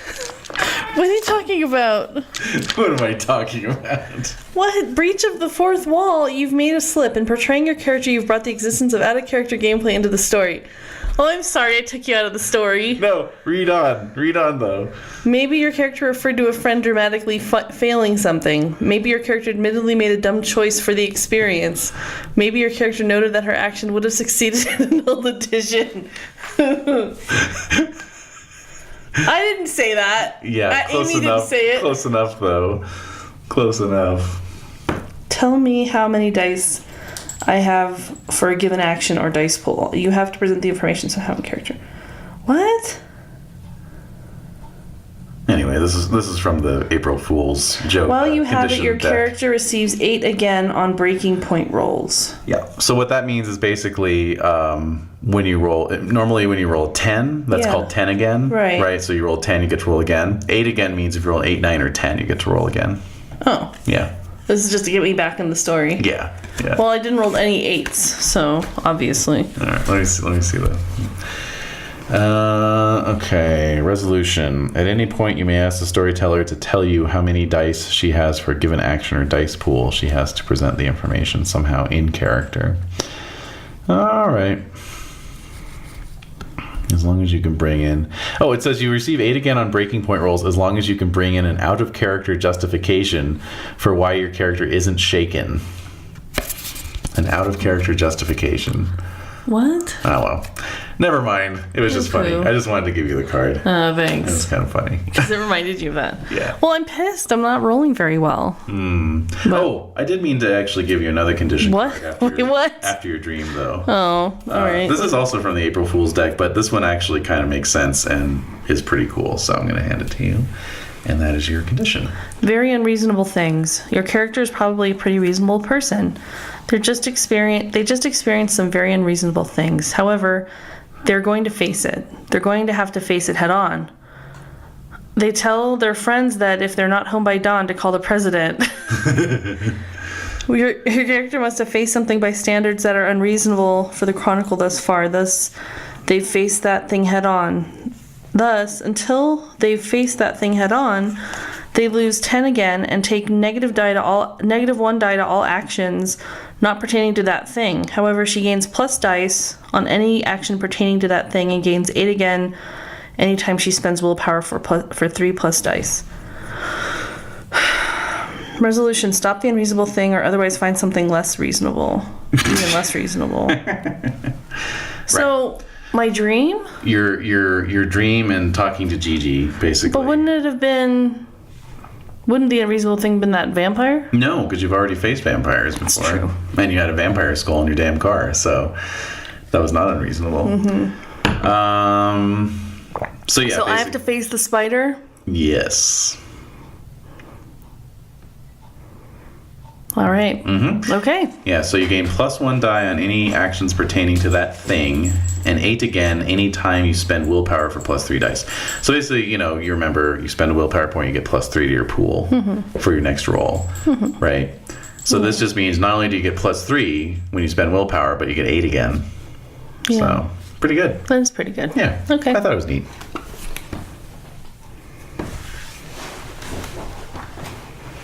All right. Well, I will face the spider soon enough. So what day is it? April? It is April 7th. Okay. Temperatures are back in the mild range after a little end of March cold snap. Okay. So it's been about... So I get my sutures out. Get your sutures out. You were unable to fool your mom, so you are going through a course of rabies treatment, unfortunately. Well, that's good. I'll be immunized against rabies. You sure will. But man, does it hurt. Hurts like a mother. Yeah. So I'm going to give myself another week to just chill. Oh, okay. I just want to make sure I'm like completely mentally kind of... All right. Okay. Do you want do you want to go to next Saturday? Sure. Okay. I was just laughing because it's Friday the 13th this month. So that's fine. Okay. No, actually, I'll let it be Friday. Friday. All right. Yeah. So it's Friday the 13th. All right. All right. I'm going to ask my mom. Broke a mirror on Friday. Uh-oh. I'm going to protect my mirror. Yeah, don't break your mirror on Friday the 13th. I'm going to ask my mom. This is yet another one of those joke conditions. Your character broke a mirror on Friday the 13th. The long and short of it is, she's fucked. You might as well just pack it up and consider a new character concept. Oh my god, no. Or maybe wait until tomorrow, because let's just be honest, she's not going to die as a result of a single condition. Under the condition, the storyteller can introduce one really scary thing from a past World of Darkness book to terrorize your character. The drawback for the storyteller is she has to convert its rules to be compliant with the Chronicles of Darkness's rules update. But she can't... What the hell? Oh my god. This is a little too close to home. But she can't directly kill your character. Also, you can't get exceptional successes on any rolls. What the fuck? It's like just making it up as they go. And that's also... And, I don't know. You can't get exceptional successes. How about that? All right, anyway. That's not going to happen. No. All right, go on. All right. So it's Friday the 13th. Semester's getting closer to being done, thank God. I don't have any classes. I don't have any work. I'm going to ask my mom the night before. Mom, could you make a bunch of chocolate chip cookies that you make? Because I want to take I thought it was brownies. I changed my mind. Okay. She also makes really good chocolate chip cookies. Retcon. All right. Can you make them for my coworkers? Because I'll help you make them. So she's totally down with that. That's fine. All right. Also, your rabies course is done. Yeah, that's what I wanted to make sure. Okay. Yeah. I'm like, oh. Yeah. Not even back when you were having to do 100 crunches for spring training. Yeah. Did it hurt this much? No, it's very painful. So, but I try not to complain about it. And my neck is pretty much healed at this point. Yes. Yeah. Okay. It's sutures are out. There's just some sort of livid, But it's not too bad. Yeah. Yeah. Or is it? No, it's not too bad. Yeah. All right. So chocolate chip cookies. Make a bunch. Yep. Next day, I'm going to call... that night, Thursday night, I'm going to call Leon. Okay. Oh, yes. Thank you for that reminder. That was the other thing that happened during your recuperation period. So, you got in a fight with your family about getting attacked by a coyote. Right.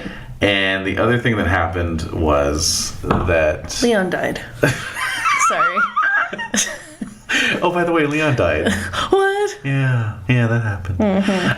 Sorry. No.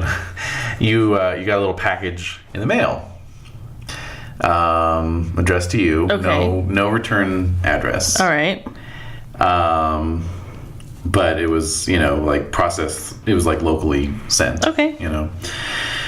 And opening it up, you find a studded dog collar, like of the type they get for pit bulls. So like really thick. Yeah. Really thick and What? and wide.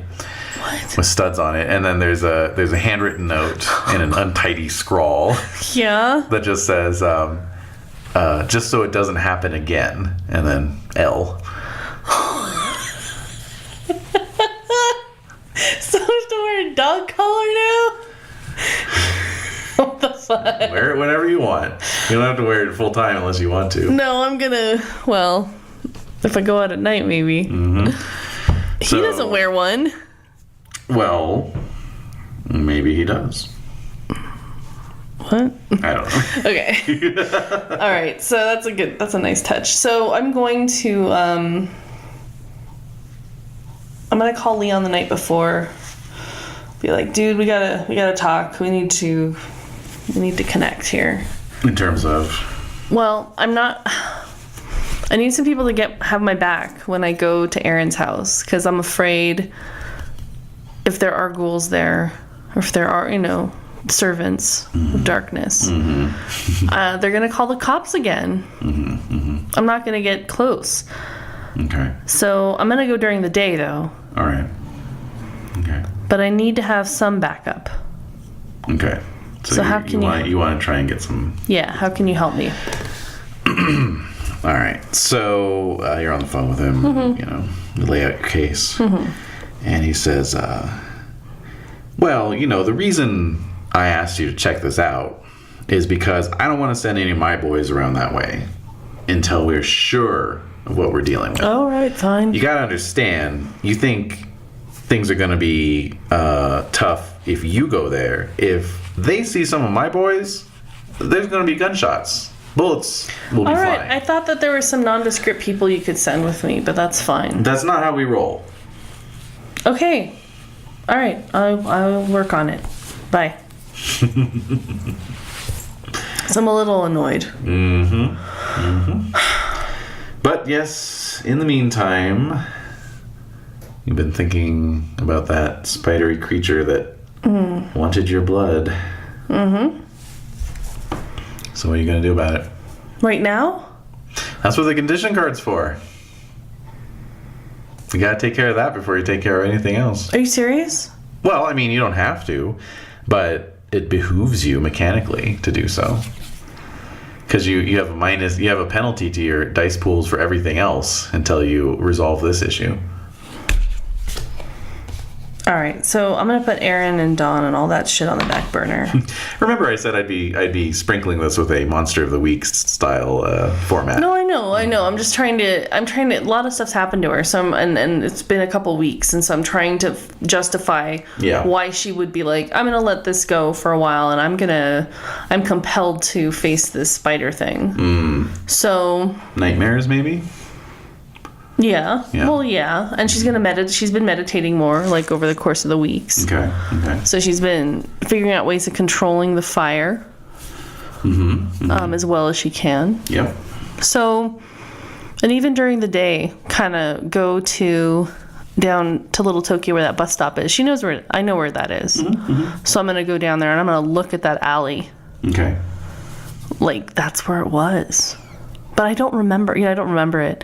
I just have the vision in my mind. Yeah, like the dream. It's just like you had this slight recollection of somebody trying to kidnap you when you were young. But that was like, that's what that memory turned into, basically, in your mind. Yeah, how I made sense of it. Yeah. So. Oh, by the way, the dog collar. If you want to write it down as equipment. I'll give you some stats here.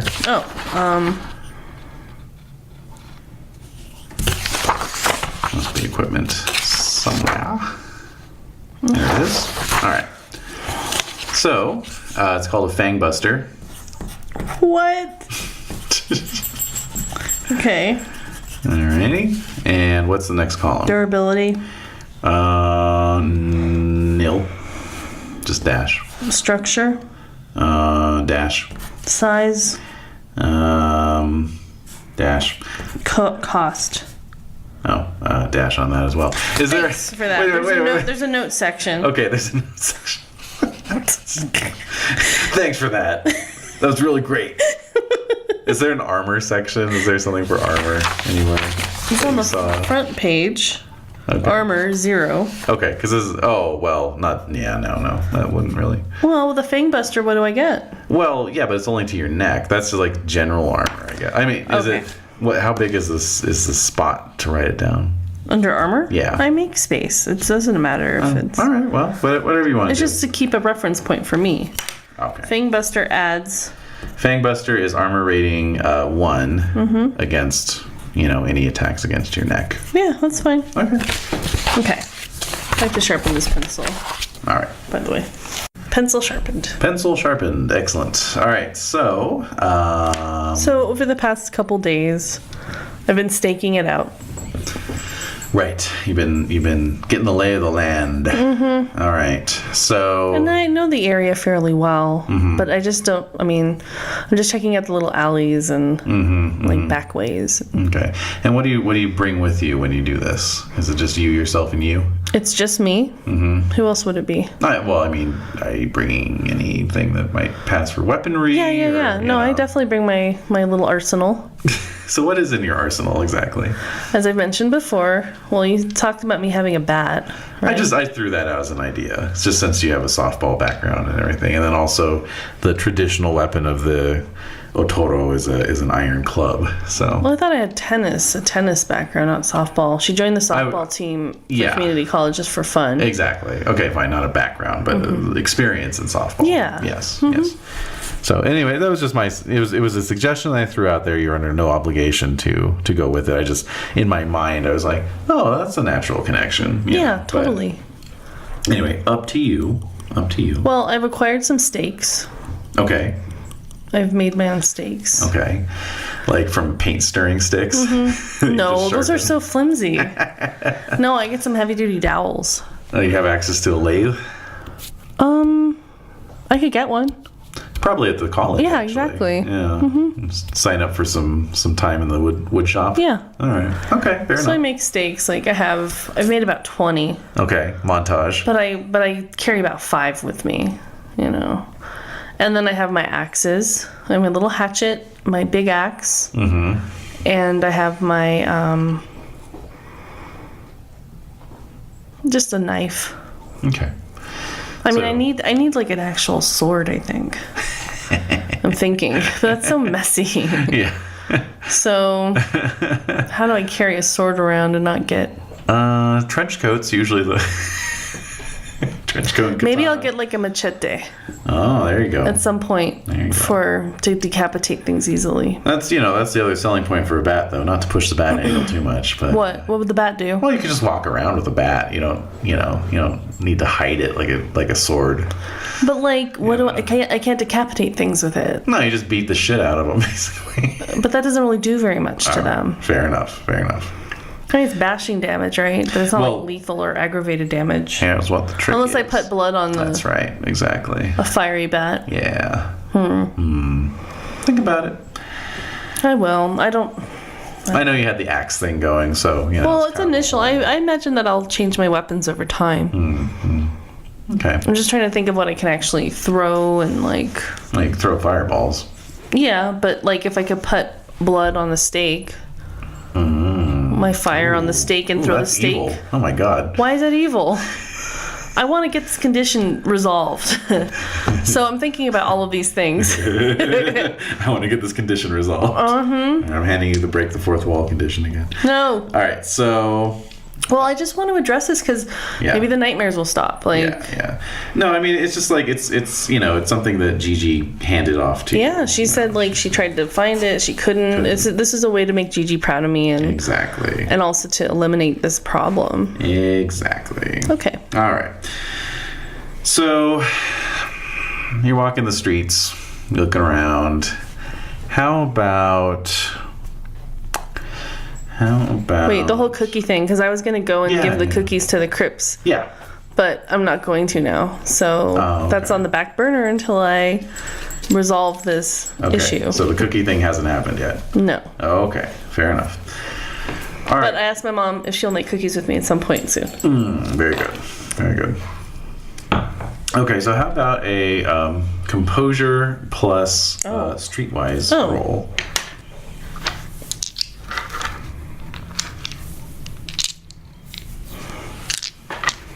And you can spend willpower on this if you want. Okay. It would give you plus 3 dice and 8 again. Okay. Since it's specifically trying to resolve this condition. Okay. All right.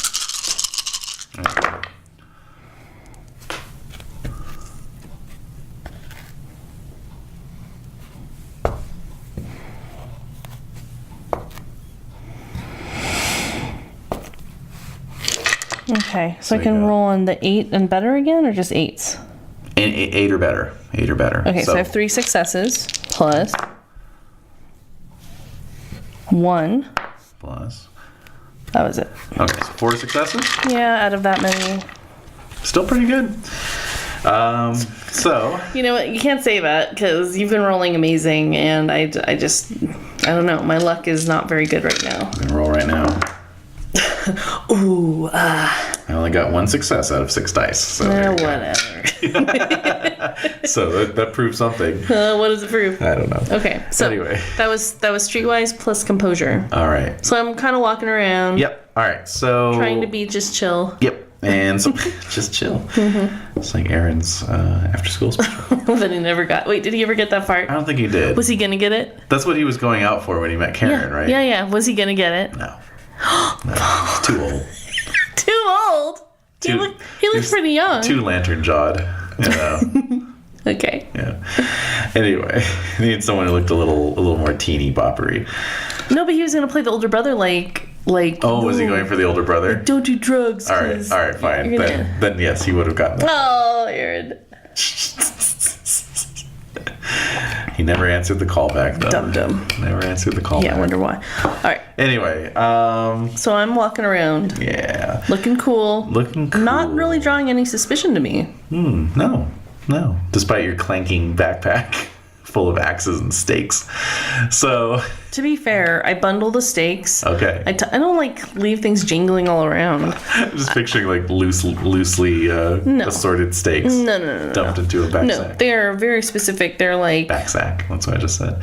Anyway, go on. They're like 12 inches, and then diameter would be 6 or 7. 7-inch diameter? Around. That's huge. No. Circumference. Yeah. That's what I mean. Okay. Like a 3-inch diameter. Yeah. Uh-huh. And they're all perfect. Yeah. Very sharp. Mm-hmm. And so I would tie them together with some rope. Yeah. And put that in my backpack. Right. Wrap them in something. Right. The blades of my axe and stuff are all wrapped around. Sure, they got their leather holsters. So they're not jingling that much. And I have a sweatshirt to kind of fill the empty space so that not everything's shifting and. Good. That's why I'm poking you. All right. So that you can give more specifics. Specify this stuff. All right. Yeah. All right. So basically, you drove down to Little Tokyo on this Friday the 13th in the late afternoon. Mm-hmm. You find the bus stop. You find the alleyway. Yeah, and I've been here before. Yeah. But it's getting dark. Yeah.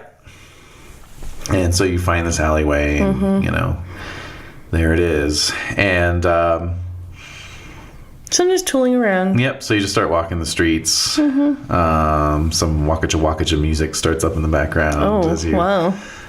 Sort of Rockford Files style. It's 1990. Come on, we're past that. It's the 90s. Get with it. Wake up. It's the 90s. All right. So, fine. But anyway, you spend a couple hours, walking the streets. I'm going to go get some ramen. Well, you're just thinking about that. You're kind of hungry. It's nighttime. So it's probably around 7:30. Yeah.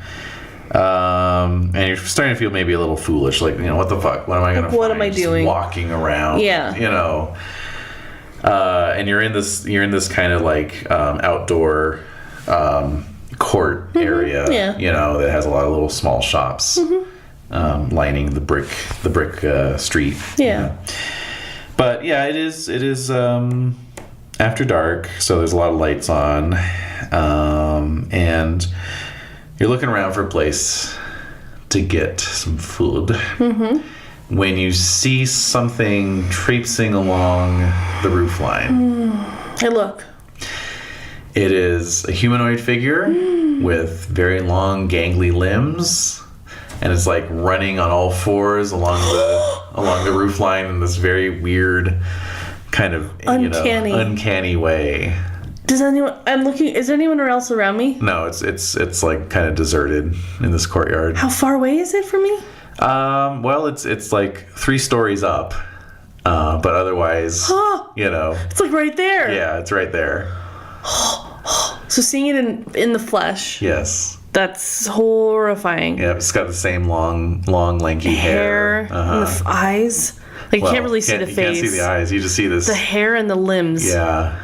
And just its posture and its gait as it's moving along. You can see the jagged line of its spine sort of sticking out, because the flesh is so... What are its nails like? Like, it has claws? Yep. Mm-hmm. Oh, does it see me? Does it seem like it sees me? Ooh, let's see what it sees. Boo, boo, boo, boo. All right. This rolls for realsies. All right. Okay. It pauses, and you see the head tilt. Yep, towards you. And then at a weird angle. Yeah. Like it's a strange angle that it tilts its head. Yeah. Uh-huh. And then it just disappears from sight as it goes, back further into the roof area, away from the edge of the roof. It seems to be going away from me. Yeah.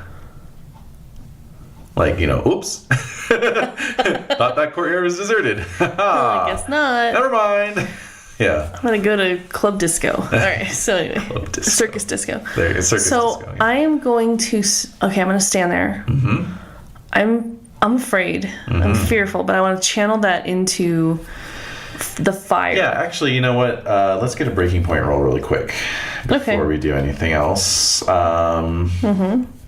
So, unless you can remember, I'm trying to remind myself what you roll for breaking point. I don't know. What do I roll?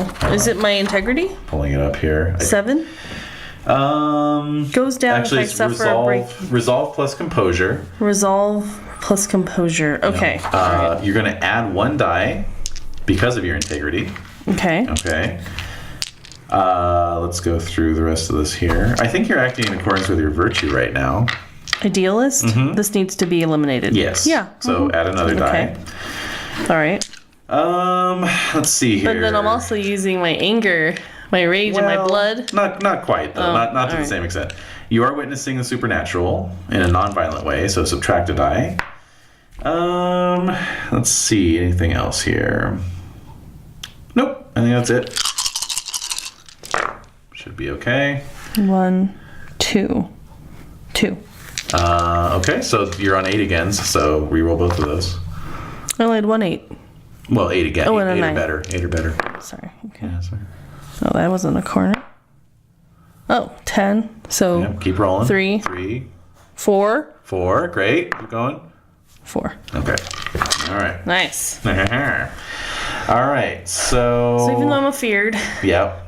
I'm okay.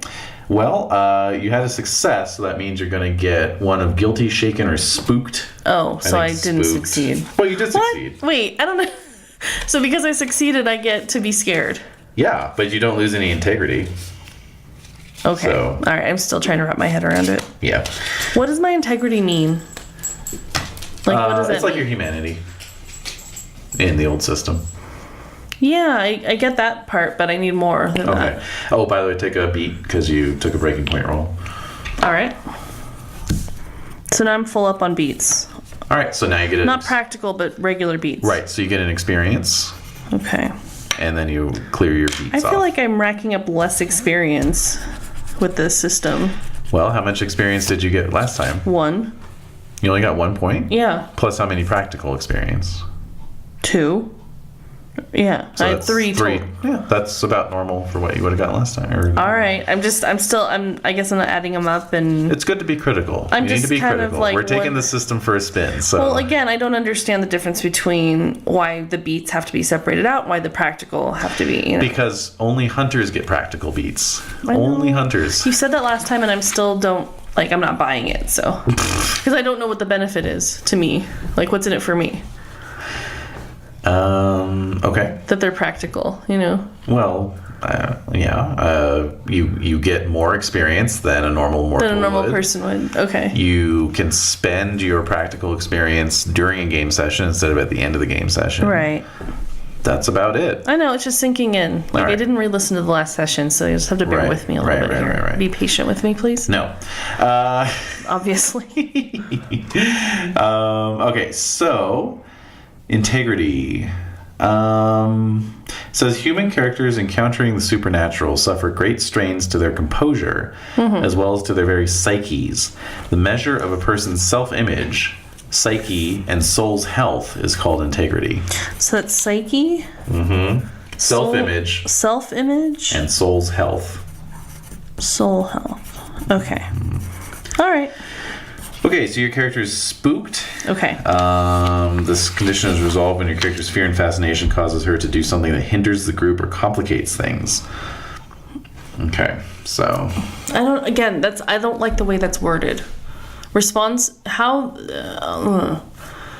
when the character's fear and fascination causes me to do something that hinders the group. So it's not like I'm going to shout out and go, "Hey, you!" Like, I mean, am I?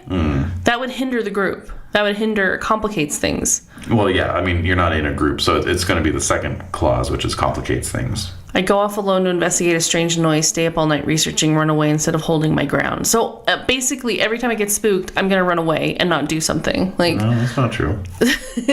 that's how it's feeling, like, in terms of, like, this, when I get this card, I'm like, So do I run away? Or do I, like, if I, like, get into it, that complicates things? Or... It's up to you to decide how it complicates things.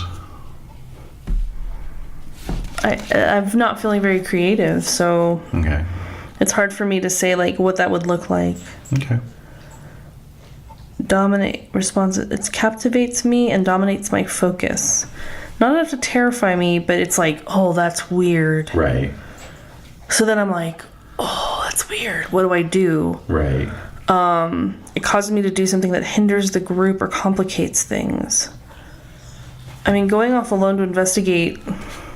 So I see it, right? Yeah. And I'm spooked by it. Yeah. So I'm like, I gotta go after it. Right. Instead of, I'm gonna run away and save my life. Sure. Right? Do you think that's... I think, yeah. Well, yeah. Okay, Totally. okay. So it if anything, it just feeds into what you were going to do anyway. Yeah, no, So- it does, but I'm just, like, trying to think, like, is that how I resolve it? Like, Yeah. okay. Because to me, that seems like I'm pursuing my goal. When I think of, like, hinder or complicate, I feel like it would make the difficult, like, it would make my attempt to get at it more difficult. But in this case, it's like, oh, no. Like, I'm going to go after it. Yeah, I mean it's a little trickier with just a single player, I think, because I could see in a group environment if you got spooked, you could like just All the different reactions that Right. people would have. So Yeah. some people would run away. Well, yeah. Some people would scream at it, or like, "Hey, you know, like, I'm gonna go after it," whatever. Just really wreck somebody else's, like someone else is like trying to do something, you could really wreck it, you know. Yeah. But I think in this case, it's just you were gonna go after it anyway. Maybe just like trying to think. Maybe you go after it in a way that's not very strategic, you know. It's just my, like, oh, so then I'm like Like, I I'm gonna find go the get this closest, thing. like, ladder. I gotta Right. get up on the roof. Right, exactly. That. Yeah. Okay. I think so. Yeah. Okay. Right. Yeah, okay. All right. There's just a lot more variables to keep in track. Yeah, no, it's a totally different. So it doesn't feel like organic, like it's springing out of, like, how I'm envisioning this character and how. I mean, this is the issue I have with like story games in general. Is that they're very mechanistic. It's funny that they're called story games because they have all these mechanics that are sort of like dictating things. Like, all right, let's stop the action right now and like apply this mechanic. That's what I don't like. To figure out how your character's reacting or whatever, and just kind of like try and use these mechanics like create a story. Instead I feel like she already has a story, right? And we just need to tell it. But maybe we're just being overly resistant, and we need to allow the mechanics to guide the story in directions we might not have thought of. Like in Pendragon, where you fumble a passion or something, like that kind of thing. This feels a little more oppressive than Pendragon. Oppressive? It does. Okay. I feel like it's inhibiting my play. So. Okay. All right. Anyway. Well, we'll see how it goes. Yeah, exactly. No, I still want to try it. Yep. See. It's still new. Mm-hmm. It's still new. Okay, fair enough. So instead, I might think I got to get to the roof. You got to get to the roof. Yeah. So I'm looking around for a ladder or for fire escape. Fire escape. So I'm going to start climbing. All right. So you take a runner at it. Mm-hmm. Give me a dexterity plus athletics roll. This should be easy. All right. So dex plus athletics. Uh-huh. Do I get any bonuses? Oh, that's what I was going to check here. Do you have a specialty in athletics? Throwing. So no.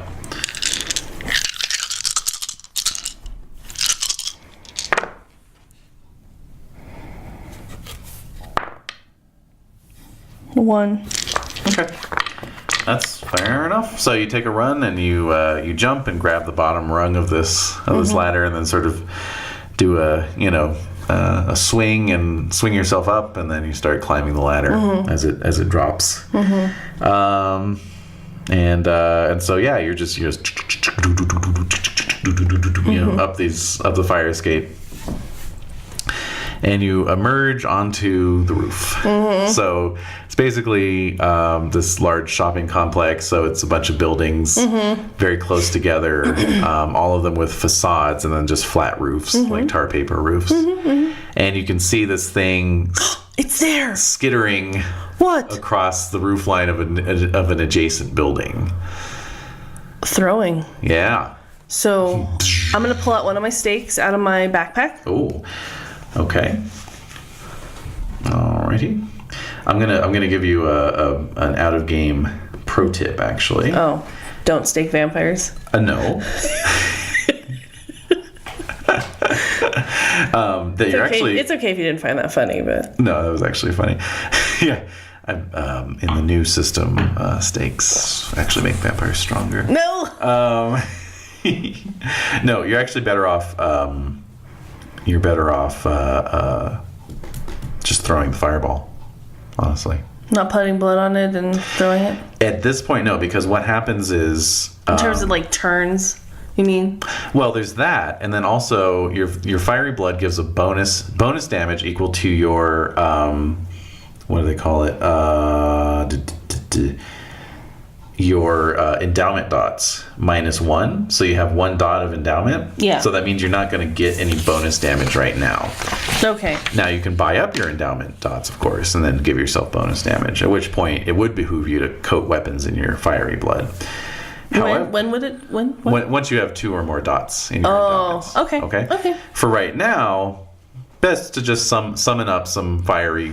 All right, so I'm gonna fireballs. Breathe, and I'm gonna like hone that blood and get that blood going into my palms. Yep. And I have 2 balls. Well, actually, so spend a point of willpower. Okay. All right. Now roll your integrity, so that would be 7 dice. I think you're amazing for getting this whole mechanic, like... Thank you. I mean, seriously, thank you for that. You're welcome. All right, and 2... I can roll again? 10s you can roll again. Oh, wait. It's 8 again on willpower rolls.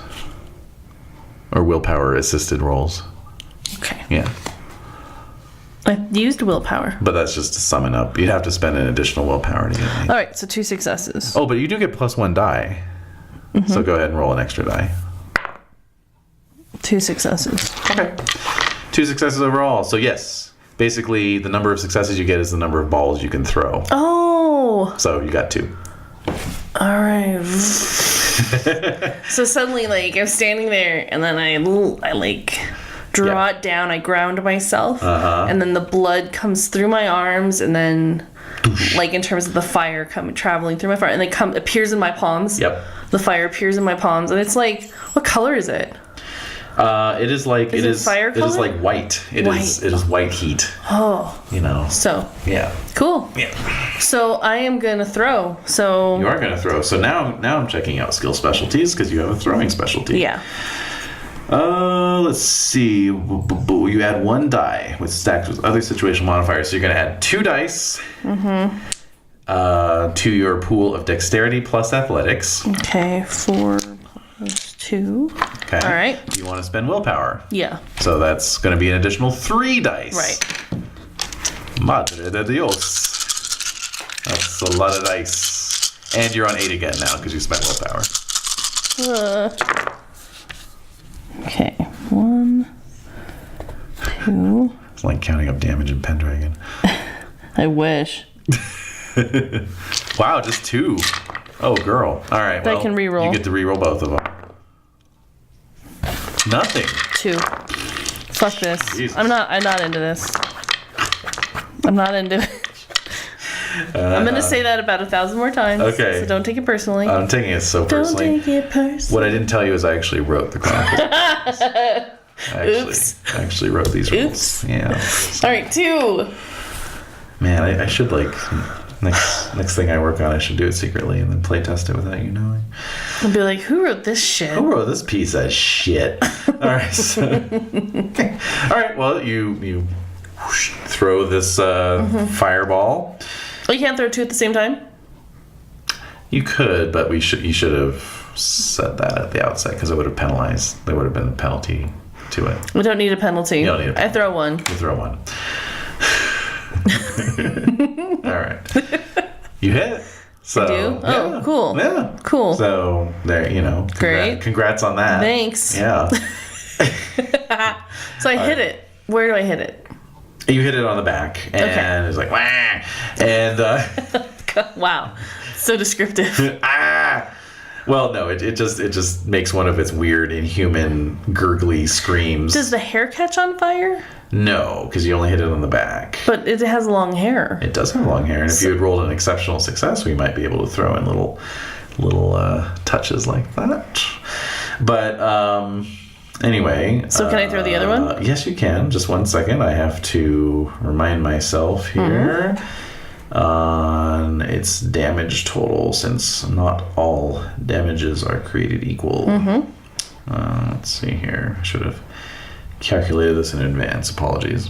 All right. So, good. I got its damage, or its health rather, and you did damage to it. All right. So, yes. But it's aggravated damage. Yes, it is. Okay. Quite so. All right. So, it hisses and screeches and turns and starts running towards you. So, throw the other ball. Throw the other ball. Throw the other ball. I throw it. Do you want to spend willpower on this throw as well? Yeah. All right. Mark it. And same dice pool as before. Dear God. Yep. Damn it, come on. Seriously.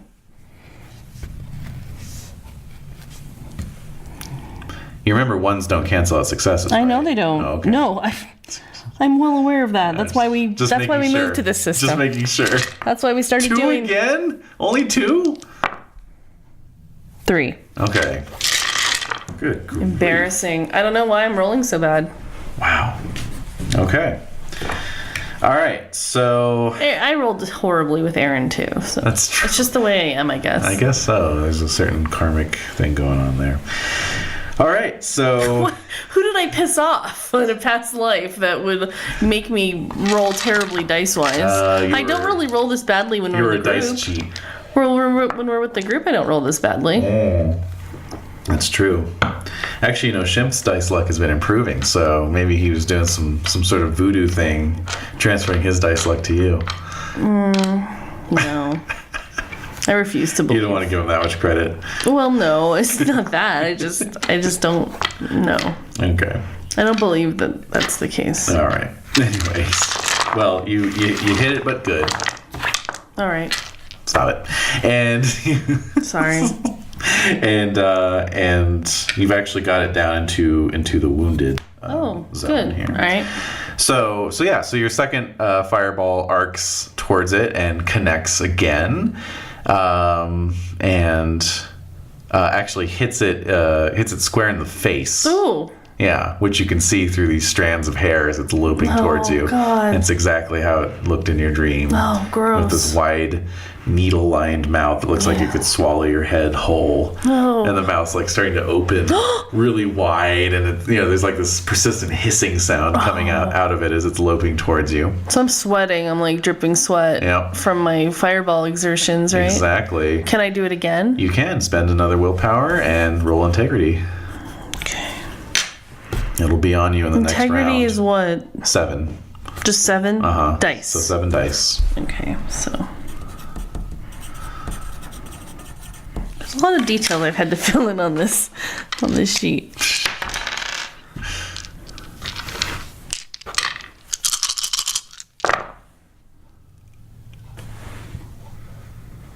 One. Okay, you got 1 ball online. That's just as well because he'll be on you in the next round. So throw it.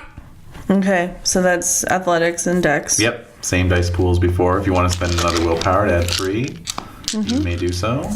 I'm out of willpower now. You are out of willpower. Yeah. All right, this is your last willpower that you're spending at this moment. Oh boy, it's all down to this.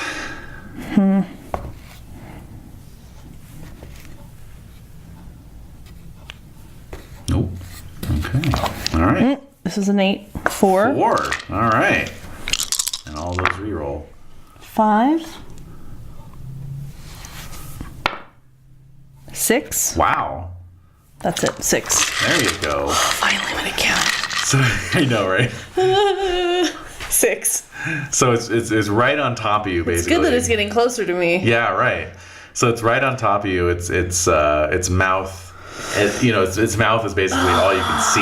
And there's actually like not just one line of teeth, but like double. Teeth. No, all the way down the mouth and down the throat even. So, and it's just right on top of you, and you just you pull out one last fireball. It feels like your veins are gonna explode. Yeah. And this is all you got left. Mm-hmm. And you almost don't even throw it. You just almost jam it into its face. Yeah, into its mouth. Into its mouth, exactly.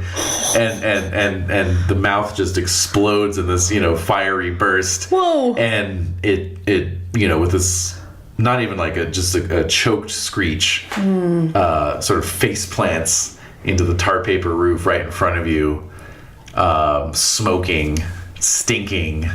Is it disintegrating, or should I chop it off, like chop its head off? It's not disintegrating. It's just lying there in a tangled heap with its limbs all like Is its head obvious, like where its head is? Oh yeah. All right, I'm gonna get my axe. Yeah. And I'm gonna chop at its neck. Okay. Yeah. You do so. Oh. The neck is surprisingly brittle. Thin. It's like a little tree limb. Spindly. Thank you. Mm-hmm. And you just chop right through it. I'm gonna pick up the head and look at it. Yeah.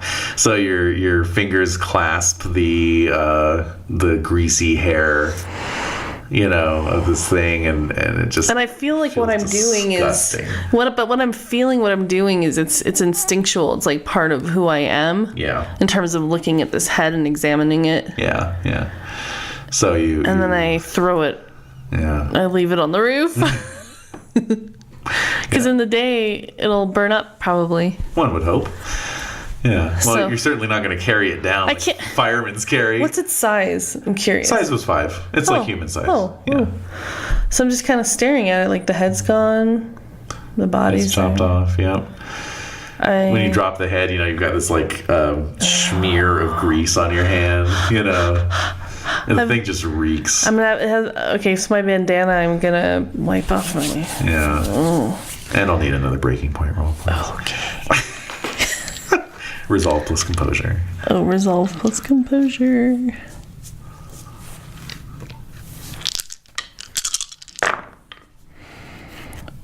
One, 2, 3. All right. And a 10, so 3. Okay. So give me the spoot because you Spooked You got me. that. And give me the other one, too, because you fulfilled that. Okay. Take 2 beats. 2 regular beats. Mm-hmm. And then a third one, because you just took a breaking point roll. Mm-hmm. You had a regular success. I'm going to give you shaken. Okay. So let's see. Anytime your character is taking an action where that fear might hinder you, you may opt to fail the roll to resolve this condition. So it doesn't really do anything to you. You know, you can just have that in your back pocket, basically. This happened before. Yeah, you had shaken before. Yeah. All right. So now, hold on. We gotta go through this here. What? All right. So you made your breaking point roll. Yes. Good for you. Thank you. All right. You were acting in accordance with your virtue, so you get all your willpower back. Oh, yay! Yep. Thank you. You're welcome. Awesome. E.T.'s like, oh. Sweet. Good job, master. Oh my god. And and then okay. Also. Oh my god. Practical experience. Damn, I can't believe I did that. I know I get grouchy in the beginning because I feel powerless, but... You got grouchy like this with the old system, too. I know. Please forgive me. I'll think about it. You're like, I'm not gonna Forgiveness pending. All right. I'm just glad I got out of that. Okay, but anyway, can I explain what she's doing as she's leaving? Please do, while I pull up the practical experience. So Amy, I'm just staring at this smoking wreck. Yeah. It's disgusting. Yep. So I'm going to go down the fire escape. Okay. Go down. I'm getting closer to people. Mm-hmm. I'm going to go out of the court. And again, I'm going to find my favorite ramen place. And I'm going to I probably look pretty. I've just look like I've been exercising. You look like you're coming from the squash court or something. Yeah, so I look pretty crazy. So I'm going to get a big bowl of ramen.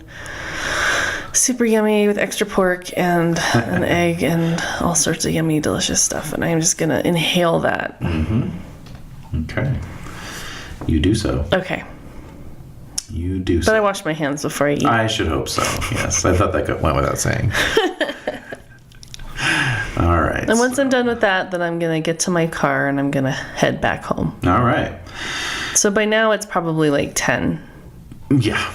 Okay. All right. So you had 1 exceptional success. Huzzah! Yeah. Okay.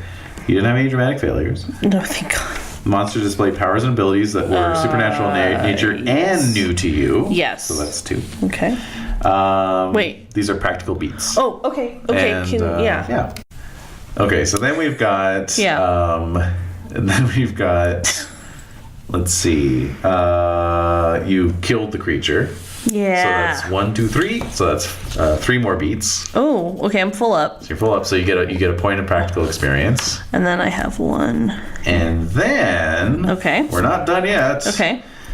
Because you used a creative new approach or strategy with success. Mm-hmm. I.e., you chucked mystical fireballs at it. So that's 2 more practical beats. Cool.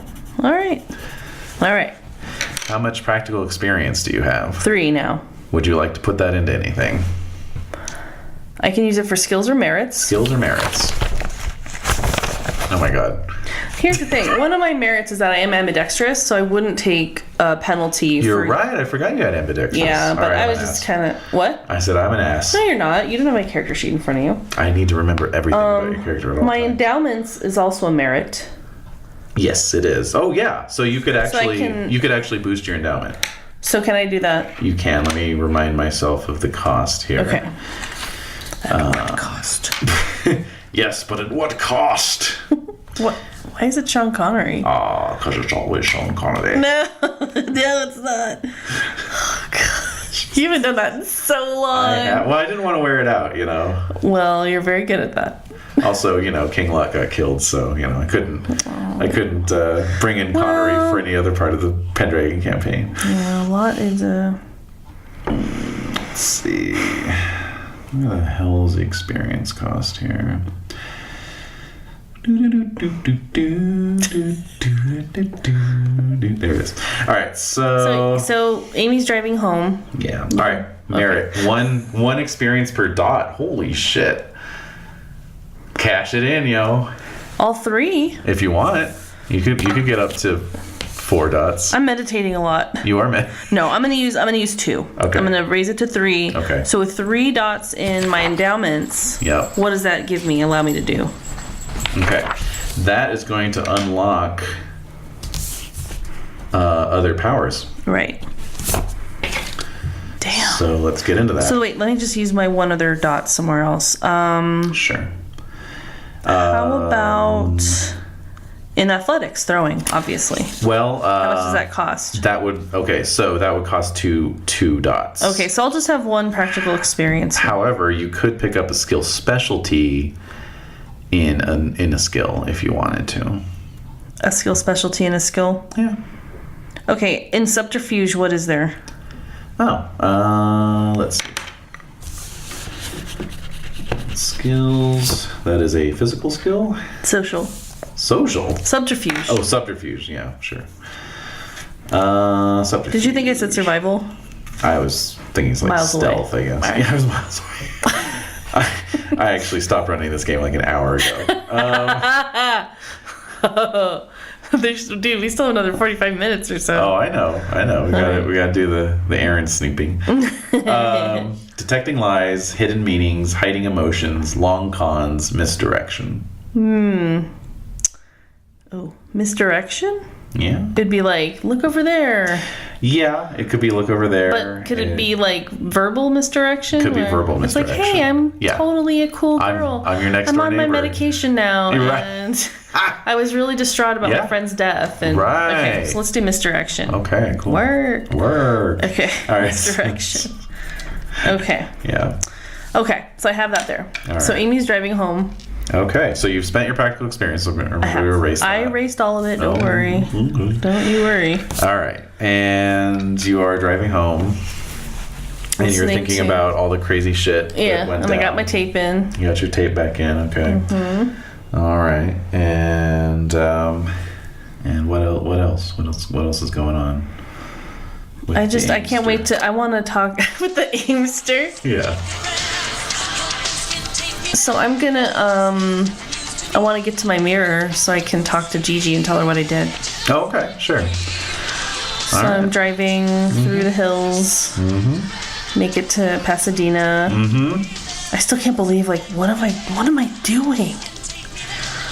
Like, What just happened? Basically. I killed some kind of terrifying creature that tried to abduct me 15 years ago and then went and had ramen. Well, I was hungry. That's what you do. That's what you do. That's what you do. And nobody knows. Like, I can't tell anyone. And I think, like, I It's wish like the Dawn Avengers was here. getting shawarma. Yeah, yeah. It's like I wish I could tell Dawn Yeah. what I did, Yeah. and that's upset. And so that links me to, like, oh, I gotta find out about Aaron. I gotta see if he's okay, because I'm all adrenalized. Like, Yeah. if he's in danger, like, I don't want anything bad to happen to him. Like, Yeah. he was like the last thing that Dawn really loved. Not me, Nope. but him. Yep. So I might as well try to protect him Yep. and save him Yep. from whatever is going on, Yep. or get to the bottom of it. Okay. So I think that as I pull into my Okay. pulling into my house and I go into my, so by this time it's like 10 o'clock, like we said before, Yeah. I think. Yeah. So little everybody's later, home. actually. It's Friday, right? Friday night. Yep. Okay, so I get in and I check, is Ken up? Yeah. Yeah.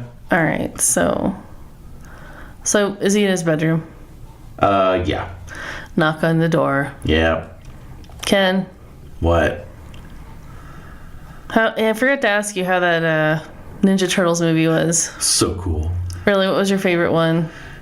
My favorite turtle? Yeah. Dude, fucking no. It would be casually swearing. Dude, it's Raphael all the way. Really? Yeah. Why? What makes him so great? He's so cool. Those Psy, they're like the coolest thing ever. And like, he's like, and Yeah, he's showing me moves, like different moves. Yeah, he does. exactly. Yeah. He's like jumping off his bed. Yeah. All right, cool. So your mom walks by and she's like, yeah, he wants a pair of Psy for his birthday now. Oh, well, can he take classes? Like, Yeah, that might not be a bad idea. As I look at him like, ha. Yeah. If you need these things, you're going to have to take classes. Yeah, exactly. I mean, do you really want to fight with him? Yeah, heck yeah. All right. So cool. You carry him around everywhere. No, you can't. Like, who? Are you getting bullied? No, but, this would make sure I didn't. Ken. You sweet summer child. Yeah, well, you should take some lessons in them so you know how to use them properly. And so my mom's still standing there? Mm-hmm. Yeah, so she's like, So how's it going? With you're asking your mom? Mm-hmm. She's like, good. You want to make cookies tomorrow? Sure, yeah. Let's make them. All right. Yeah, okay. I was at the gym, so I'm gross. Yeah, you stink. You smell really bad. Yeah, no, it's pretty bad BO. Wow. Yeah. Did someone not wipe down their machine before you used it? Yeah, it was a combination of things. It was just some new training I was doing, and I just forgot my deodorant. Yeah, get in the shower. Jeez. All right, bye. Wow. So I creep over to my bedroom. Christ. So I shower and get all situated, and I conjure up Gigi in the mirror and talk to her about what I did. Okay. You give her the whole story. She listens, looking more and more proud. Good. As you tell her. Good. And I tell her about tomorrow. Like, tomorrow I'm going to be heading into kind of a den of some bad people, so. Okay. So she says, well, if you want me with you, you can bring the mirror along. Okay, I will. There's not a whole lot I can do, but I'll be there with you. Okay. All right. Yeah. Good night. Good night. All right. So. We need to come up with her pet name for you. Yeah. All right. So, anything else this evening? No, I'm going to pass out. Okay. Do I have any nightmares? You don't have any nightmares. Yay! Yep. No nightmares.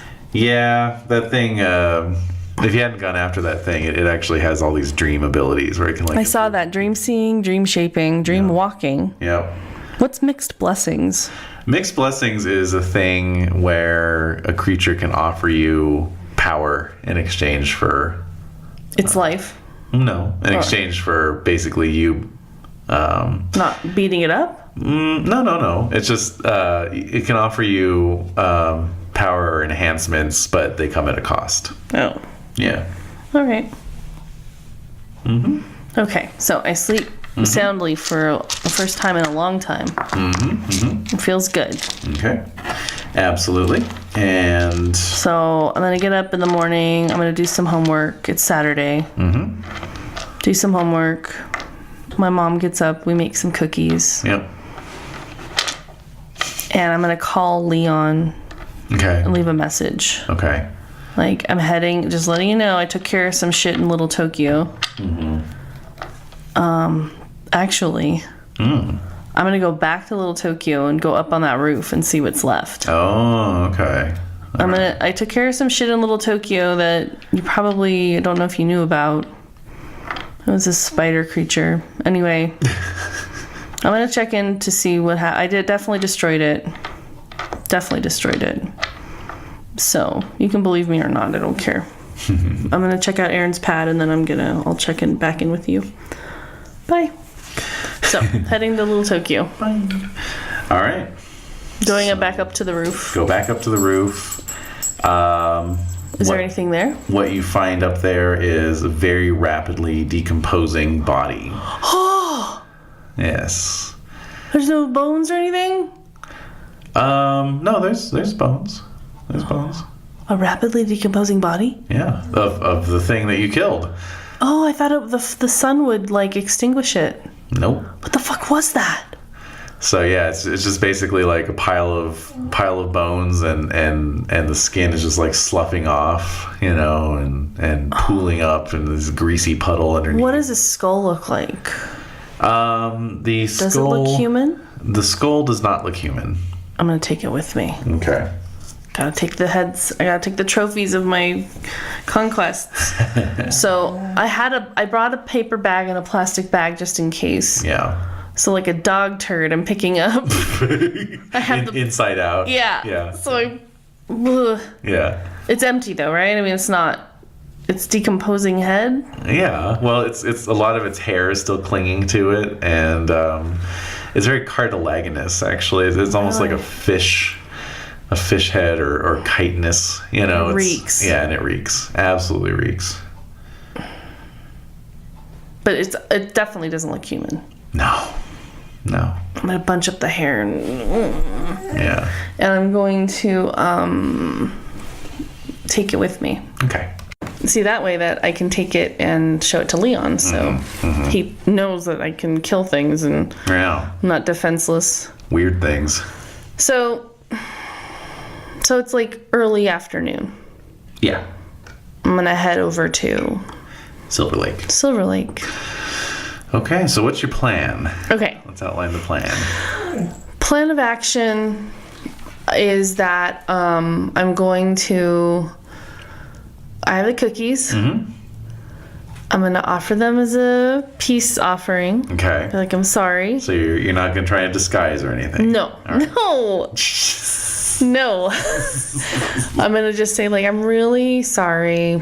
I really need to talk to Aaron. I was distraught. Okay, so that's what I'm going to do. I'm just going to approach them, just be open and, like nice. Okay, so let's, so you drive over to Silverlake. Park. Get your cookies. You were obliged to park about, an eighth of a mile away from the house. That's the only place you can find parking. So you walk down the street, turn the corner onto the drive, start walking up the drive, and you see one of these gangbanger types, right, on the porch, and he's playing dominoes with this like white dude who looks like a surfer. He's got dark hair, kind of aquiline features. Doesn't look like Aaron. No, not at all. So first I was like, I'm like, wait. Yeah. Okay, they're playing dominoes? Yeah. Okay. Yep. So you start. So that's good. Yeah, that's good. So you start walking up the walk. I start walking up. Okay, so let's get a manipulation plus expression. Plus expression? Yeah. Now, if you want, you can cash in your, what is that thing called? Element. Yeah, and get a bonus die on that. I will. I'm also going to give you an equipment bonus in the form of your mom's cookies. Oh. So I'll give you +1 die on that. Nice. And then if you want to spend willpower. Yeah, willpower. That's going to be +3? A +3. Now, what I want to briefly go back and touch on, since you were mentioning, things that you probably wouldn't remember from my quick rules rundown last session. Yes. Is you can risk willpower. Right. So if you risk willpower, you can make your dice roll even more potent. But if you fail, then it's a dramatic failure. I can't afford to dramatically fail this one. Okay. I need to make some inroads because I have not been very good in this regard, and I've been letting my rage get the better of me. That's true. So let's get a roll here. All right.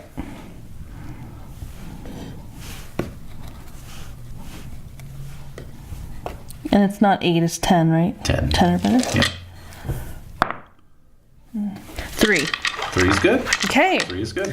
So I look really nice. Showered again. I'm bringing these cookies, and I'm like, hi. Does the guy recognize me? You don't recognize him. Okay. Yeah. Hi. I'm one of Dawn's. Well, I don't know. Anyway, I'm looking for Aaron. All right. So, so both of the guys stand up. Yeah. The surfer guy. I'm surprised the surfer guy would stand up. Yes. Okay. Well, the surfer guy comes down off the porch. Okay. And he says, "Oh, well, I'm Aaron's roommate, Derek."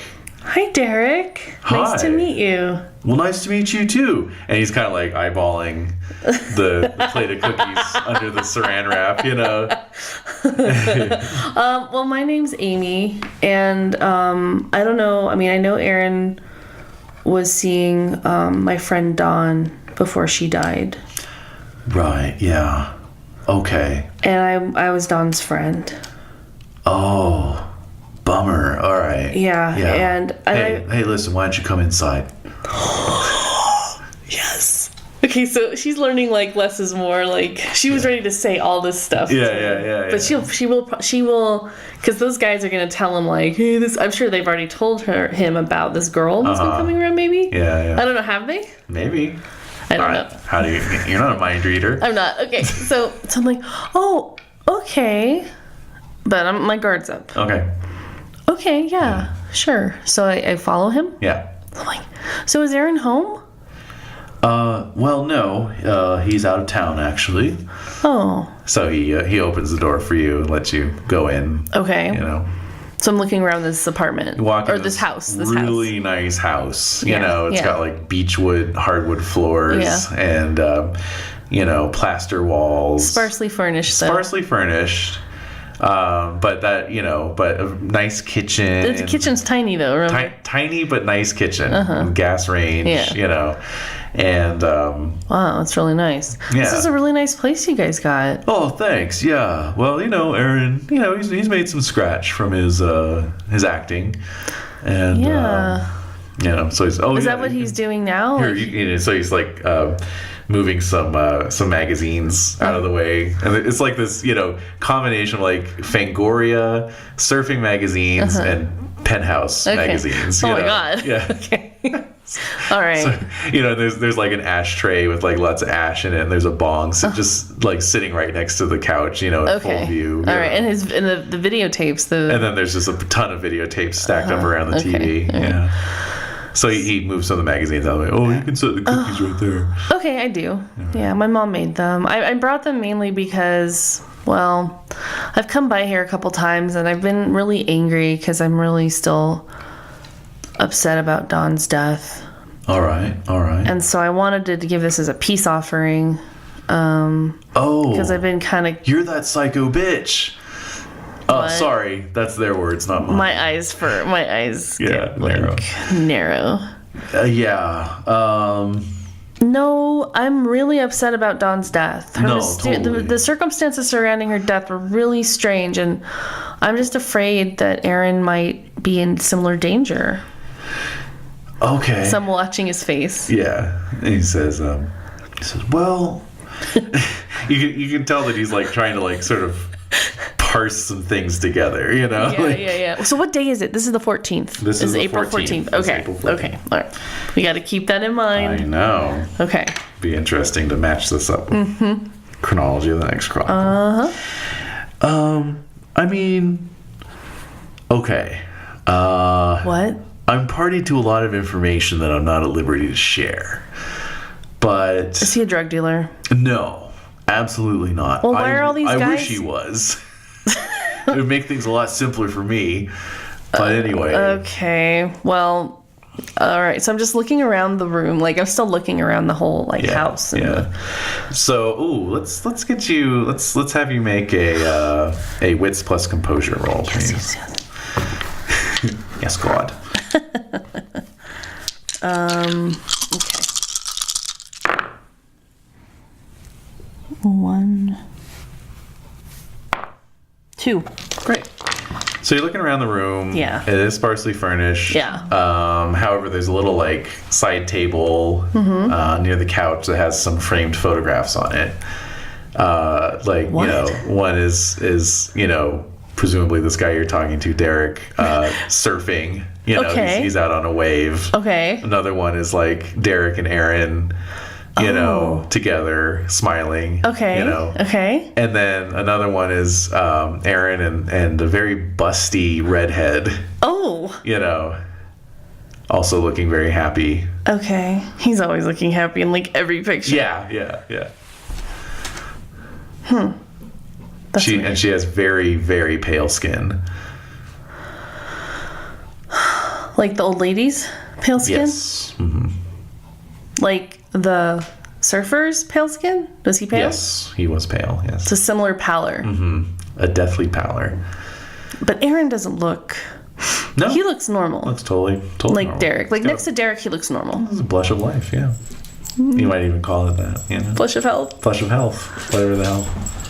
Whatever the fuck it's Whatever called. the fuck it's called. All right. She's not my wife. Whatever the fuck she is. Your fucking wife. We made that joke before. Yes, we did. Okay, it's a goodie. And we come back to it. Yes. It's a good one. And so I'm looking at those pictures. Okay. Okay. So you wish he was a drug dealer, you were saying. So why are all these toughs hanging around here? Well, that's the thing, is that he's not a drug dealer per se. Okay. But, well, he's got this girlfriend, I guess. What? I guess she's kind of a girlfriend. What? And she's got some connections. What? And Wait, what's... Well, my stomach's like... Yeah. In my feet. Yeah. Like, what? And... What's her name? Her name's Karen. But, What's her full name? Well, you probably know her. She's on TV. She's Mistress Black, KTLA, midnights, Sundays, I think. So I remember, I think back, like, Ken... Fridays? Fridays. Ken was watching Karen. Ken was watching Karen on the 13th. Ooh. Remember last night I walked by his bedroom and I'm like, hey, what are you doing? Yeah. He had her on. He had her on there because it was late. Yeah. Okay. So we know that Karen was still doing her show on the 13th. On the 13th. And a very special. That's canon. A spooky edition. Spooky ooky. Yes. Friday the 13th. That's right. So Karen, Mistress Black. Why am I writing this down? Mistress. What was it? I'm writing this down because I have these dated. Oh, okay. So that I know when she found, when she heard about this. So, wait a minute. So Aaron has a girlfriend? Well, I mean, they kind of like see each other, but it's not like, I don't know, it's a weird relationship. How long is he? Was this when he was seeing Dawn? Well, yeah. I don't know. Probably. What? I don't know. Anyway, I've probably already said too much, but I'm a little high right now. I'm going to be honest with you. All right, well, and he like reaches out and gets a cookie, Yeah. So what I do is I instantly, I hear that and I'm like, and I unwrap them like instantly. Do tell. Yes, here's some more. As you pull back the syringe. I'm like, so he's been seeing her. Please continue. He's been seeing her off and on? Yeah, I mean, it's like one of those deals where they're like, it's like probably like purely sexual, so like they're just kind of, they're free to like see other people, but it's just kind of like an open thing, like free love kind of thing, I guess. But anyways, well then wait, that doesn't explain why these guys are out here. Right, so I love this. There was like playing him like a fiddle. Yeah. I don't know. There was like some bit of trouble, and she has some sort of connection, I think. I don't know exactly how it goes.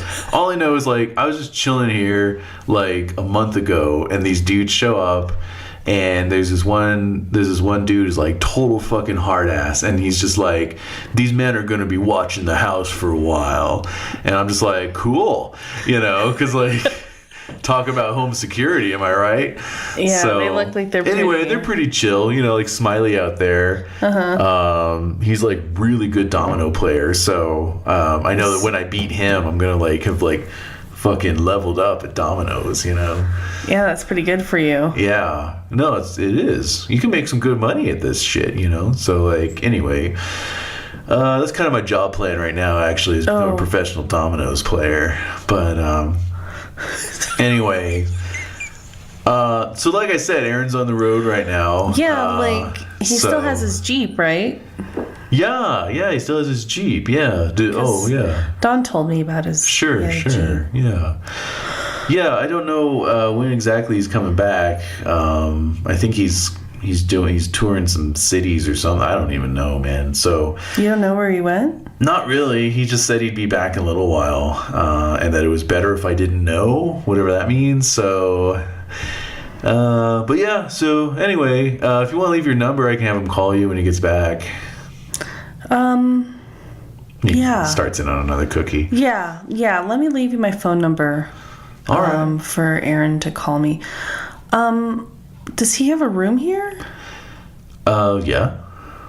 Can I see it? I'm just kind of curious. All right, I'll need another roll. Don't push your luck. All right, so I'm going to use... This is investigation stuff, so I can't use the same thing. Remember? Right. I've already used expression. Yeah. I could use persuasion. Definitely persuasion, yes. So that's 1. And then... And plus... Charisma? We don't have charisma anymore. What is it? Wits and... or presence, manipulation, or composure. I'd say presence. 2. Yeah. And 3. And then, okay, so I'm going to use some willpower. Okay. I don't want to directly fail this. So 3. You get the hell out. No, I want Derek to be my friend. Yeah. Striking looks plus 1 to social. Oh yeah. So I'm cute. You are. So I'm a cute girl with cookies. Yep. And also some cookies. And the cookies. We've already used. No, yeah, you've already used. I was making a joke. Oh, okay. I was like, yeah, no, anything I can take. All right. So I think that's everything. Yeah. Okay. Can I see his room? He left pretty quickly. He Ooh, did. 1, 2. Ooh. 2, 3. 3. I just want to point out really quick that with risking willpower, one of your options is you can have an exceptional success beyond 3 successes instead of 5 successes. Oh. And so, of course, hindsight is 20/20, but on both of those rolls, you made 3 successes. Oh. So those would have been exceptional. It's a gambling. Okay. Yeah. All right. I'll keep that in mind. Yeah. But yeah. All right. So you just want to see his room. Yeah, I just want to see it because, I mean, he was so important to Dawn, and just anything that I could do to just... I'm just worried about him, and I want to get to know him more, and he's not here. Oh, yeah, all right. Now, so Aaron's photos, did he leave them here? Yeah, I don't know why he would bring them with him. Yeah, and there was... No, the skin flakes he would have taken with him. Yeah. He would have taken that. Yeah. Also... He would have taken the photo of Dawn's dress, her Rocky Horror thing. Yeah.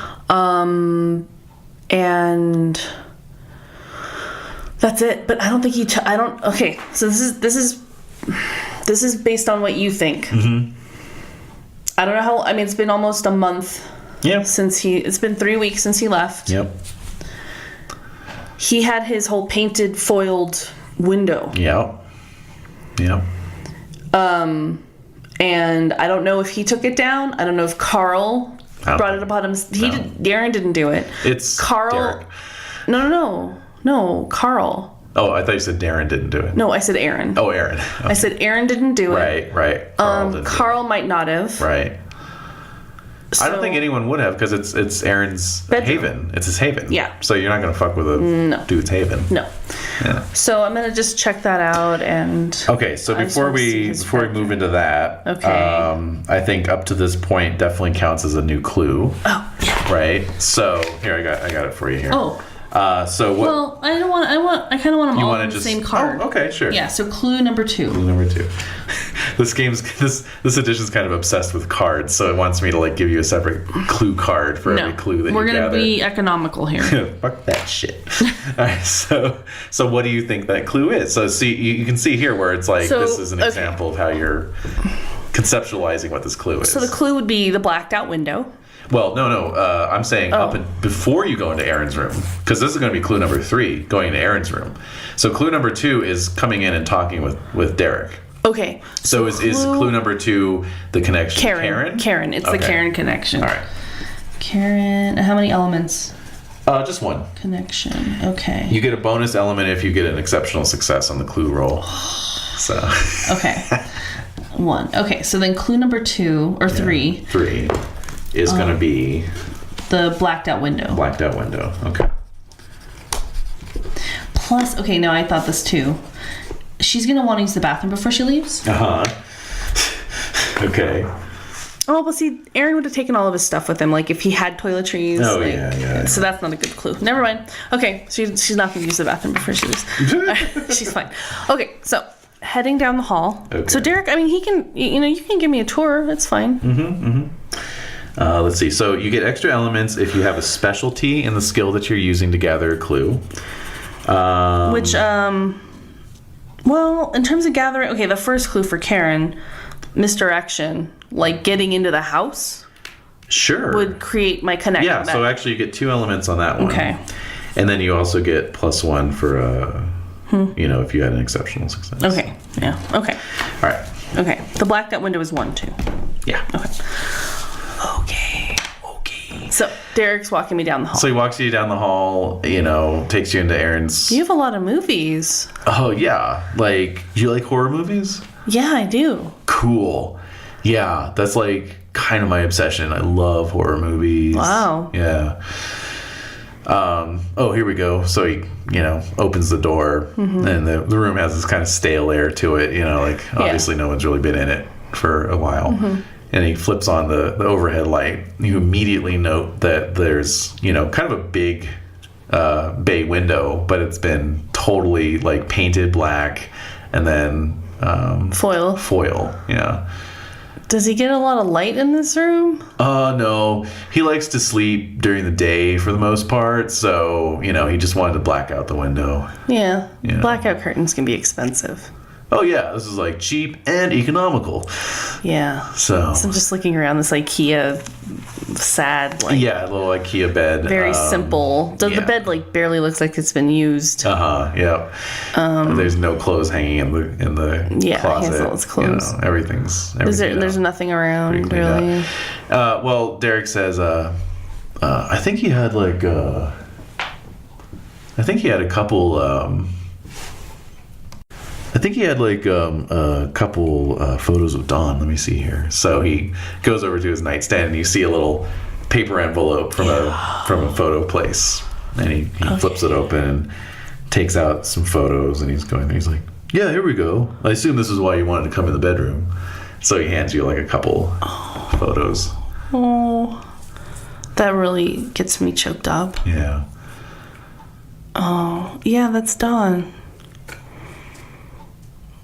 Well, you can keep them here. I mean, they're his pictures. I don't want to... Okay, cool. Yeah. It's so sad. Yeah, I know. I'm sure I'd be much sadder if I wasn't under such heavy sedation. Well, I know Aaron went to the funeral. Yeah. He left pretty shortly after that. It was the wake, I think it was that night. He did? Yeah. Yeah, he seemed like he was in a bit of a hurry to leave. I saw him leave, actually. Oh, yeah. Maybe, I think he just, wanted to hit the road and clear his mind, because it was such a tragedy. And I know he really liked her, so he talked about her a lot. Yeah, but he has this other girlfriend? It's complicated. All right, well, Derek, thanks so much for letting me... I mean, I know it's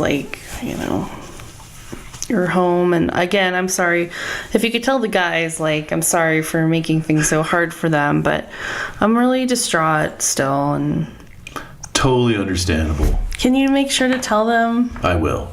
All right. And gives you a reassuring pat on the shoulder. Okay, I feel really bad. All right, well, I'm gonna go. So enjoy your cookies, and make sure you save some for those guys out there too. I will. I'll take it around right now. All right. Well, yeah. Give Aaron my number so I write it down. Mm-hmm. Just make sure he can contact me when he gets back. Do you know he don't know when he's going to be back? I don't. Well, I hope he's staying safe wherever he is. Oh, you know he is. He can take care of himself. I don't really know him, but I'd like to, because Dawn really cared about him. Right on. All right. So he's walking you to the front door as you're talking. All right. Well, thanks again, Derek. No problem. All right. Bye.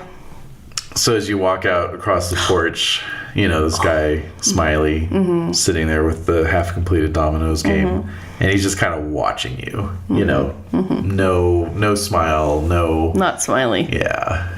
Non-smiley. Very, very serious, and he's just kind of squinting at you. Make sure you get a cookie from Derek. My mom made them. He doesn't say anything. I just walk away. Bye. So I walk back down to my car, and I'm like, crap. All right, I'm going to drive to Leon's. Okay. So by this time, it's probably around 4. Yeah. 4 o'clock or so. Yeah. And, yeah. So, wait, you're going to Leon's or you're calling Leon? I'm going to Leon's. Oh, wow. I have the head. I have information on Aaron. Okay. I got a lot of shit for this guy. All right. Is this something we want to cover at the end of this scenario or at the beginning of the next scenario? Because I think leaving off with you driving to Leon's might actually be think that's fine. Yeah. Good place to leave it. I agree. You still have your shaking condition. So you can cash that in at some point. Okay. But just hold on to it in your little book there. Very good. All right. So you want to debrief? Yeah, well, can we do our question? What have you learned? What have we learned? What have you learned? What have I learned? I learned I'm from some legacy of vampire hunters. Yeah. And I can shoot fire from my hands if I meditate enough. Speaking of that, you bought 2 more Dodson endowments, so you get 2 more powers. Oh, what are those? Well, let's go through them again. Okay. So we've got... Because there's Shonetsu... Yeah. Shonetsu Jikoku. Jikoku. Then we've got Hanya. Spell. Hanya. And that allows you to see immaterial spirits and demons as if they were materialized. Oh, no. That also allows you to see through supernatural disguises. Oh, no. Yes. Then we've got Jabaku. Spell. Jabaku. Okay. This allows you... Do I have a dot in each? No. You have to choose which one of these are. Oh. Sorry. I thought you were just taking notes. No. Okay, so there's Hanya. All right. Jabaku, which allows you to control the weak of will as well as demons. That might come in handy. Can be used on any demon or spirit you can see or know by name. Also works on human characters suffering the thrall condition. Ooh. Oh. Wait, what? I could control them and say like if it's a ghoul. You have to issue a command. You roll your integrity. Be like, betray your master. Yeah, exactly. Drop that gun or whatever. Yeah. Whoa. Yeah. Because I already have intimidation, direct threat. Ah, there you go. Nice. And so I know it's not really like. I don't know. It could enhance that, right? Sure. Do you think? Yeah. That might be good. Okay, what else? You've got Kaibutsu, which allows you to basically do a super power up and actually get like fucking blue skin and muscles and fangs and all that. No, I don't want to do that. Okay. Then you got Kenshi, which allows you to craft a ban for a demon or spirit. So basically, that means you can say like you can't cross these railway lines, or you. That's so tempting. Yeah, it's so tempting, but no. And also keep in mind these are very specific terms, demon and spirit, so it may not apply to like vampires, for example. But then what? Well, I can see spirits. If I can see spirits. But you could also like use that to see through, obfuscate, and that kind of thing, So some of them apply, but not all of them. So like when it's saying craft a band for a demon or spirit, that's very specific, Demon or spirit. Yeah. So unless what do you mean that's very specific? Well, there's demons and there's spirits. Right. So but vampires are different. Those are not demons or spirits. Then how would any of that? Okay. That one particularly, in terms of vampire hunting, not useful. Yeah, okay. That's all I'm saying. All right, okay. Kigo, that's the one where you mark your victim with a burning emblem.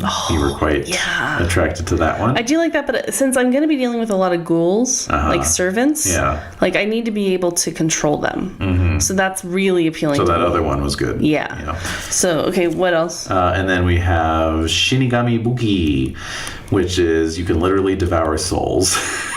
Yeah, I'm into that too, but I think I want to do the thralls. So what's that called again? That is called Jabaku, Jabaku. Okay, and that's controlling Control. Yeah. Thrall. Yeah. Mm-hmm. So that would be ghouls. Yeah. Okay. Definitely. And how many dots do I get in that? Well, that's the thing. You get one of these powers per dot that you have in your endowment. So you have 3 dots. So it's not a dot rating. It's just a thing that you have. So with your 3rd dot, you could take your burning emblem power that you love so well. Okay. Called Kigo, Kigo. Okay, Kigo, burning, and so burning. So I have to have a character or. Yeah, I can get a kanji, signature kanji. Kanji, okay. That I can burn into the skin of whoever? The emblem sears into the victim. Even once the damage is healed, you or any character able to see auras will see the mark. Okay. And they can remove it from their skin, but it's not going to leave their aura, right? Well, they can remove it, but it takes a lot of effort, basically. Okay. Against vampires, it causes aggravated damage. Right. So you can use it actually as an attack power, too. Cool. To cause damage. Oh, I'm doing it. It's happening. Yeah. Cool. And even if you're blinded, you still see the marks. Damn. Wow. So this means your character never suffers penalty for obscure vision or blindness when engaging a marked enemy and can see it from upwards of a mile away. Whoa! That's so cool. That's very cool. I love that. Yeah. So now I can control thralls, so I can be like, these aren't the droids you're looking for. Yeah. Kind of stuff. All sorts of stuff, yeah. And then burning emblem. And burning emblem.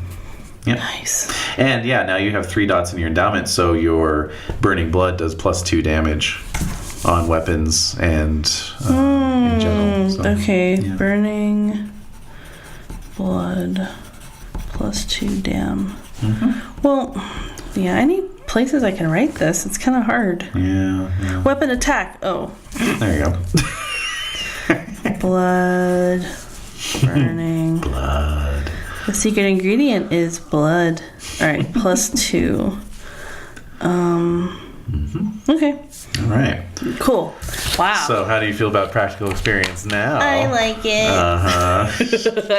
I'm a dork. Well, I mean, you observed that you were getting less experience. That's, as you saw, that's because you need less experience to buy things up. Right. I mean, 1 point per merit bot? Oh God, Jesus. no! It's pretty powerful. I've powered up so much. Yeah, exactly. So And that's the idea. That's why hunters get practical experience, is because you're having to face off against these fucking demons and vampires and shit. Yeah. So you need boosts, basically. I do, You know? and I've gotten them, and I think with Amy, I think it's like this exponential learning. Yeah. Where it's like, oh, She's unlocking her power, basically. yeah, which she's had the whole time. And I think the intention with practical experience, like, to answer your question, like, why is it different from experience? I think it's like a narrative thing where it's meant to reflect that kind of narrative device where it's like you have your first fight and you get your ass kicked, but you get some practical experience from it, and then you use that to boost some things, and then you can come back later in the same session and be like, I'm way better now, like kick ass, basically. No, I think so. I think so. I know I get cranky, but we're still trying it. I'm not like saying like, no, all the work you've done and learning about it. Like its charms are very subtle, and I stand by what I say in terms of being a little impatient with mechanized drama. Yeah. But I'm willing to go along. I mean, we love Pendragon, and Pendragon was in a lot of ways the progenitor of story games. So yeah, definitely. I'm willing to go along with it and see how it goes. Yeah, I agree. Basically. Yeah. Any other thoughts? No, just it's a lot. It's fun though. Yeah. Cool. All right. Well, till next time. Thank you.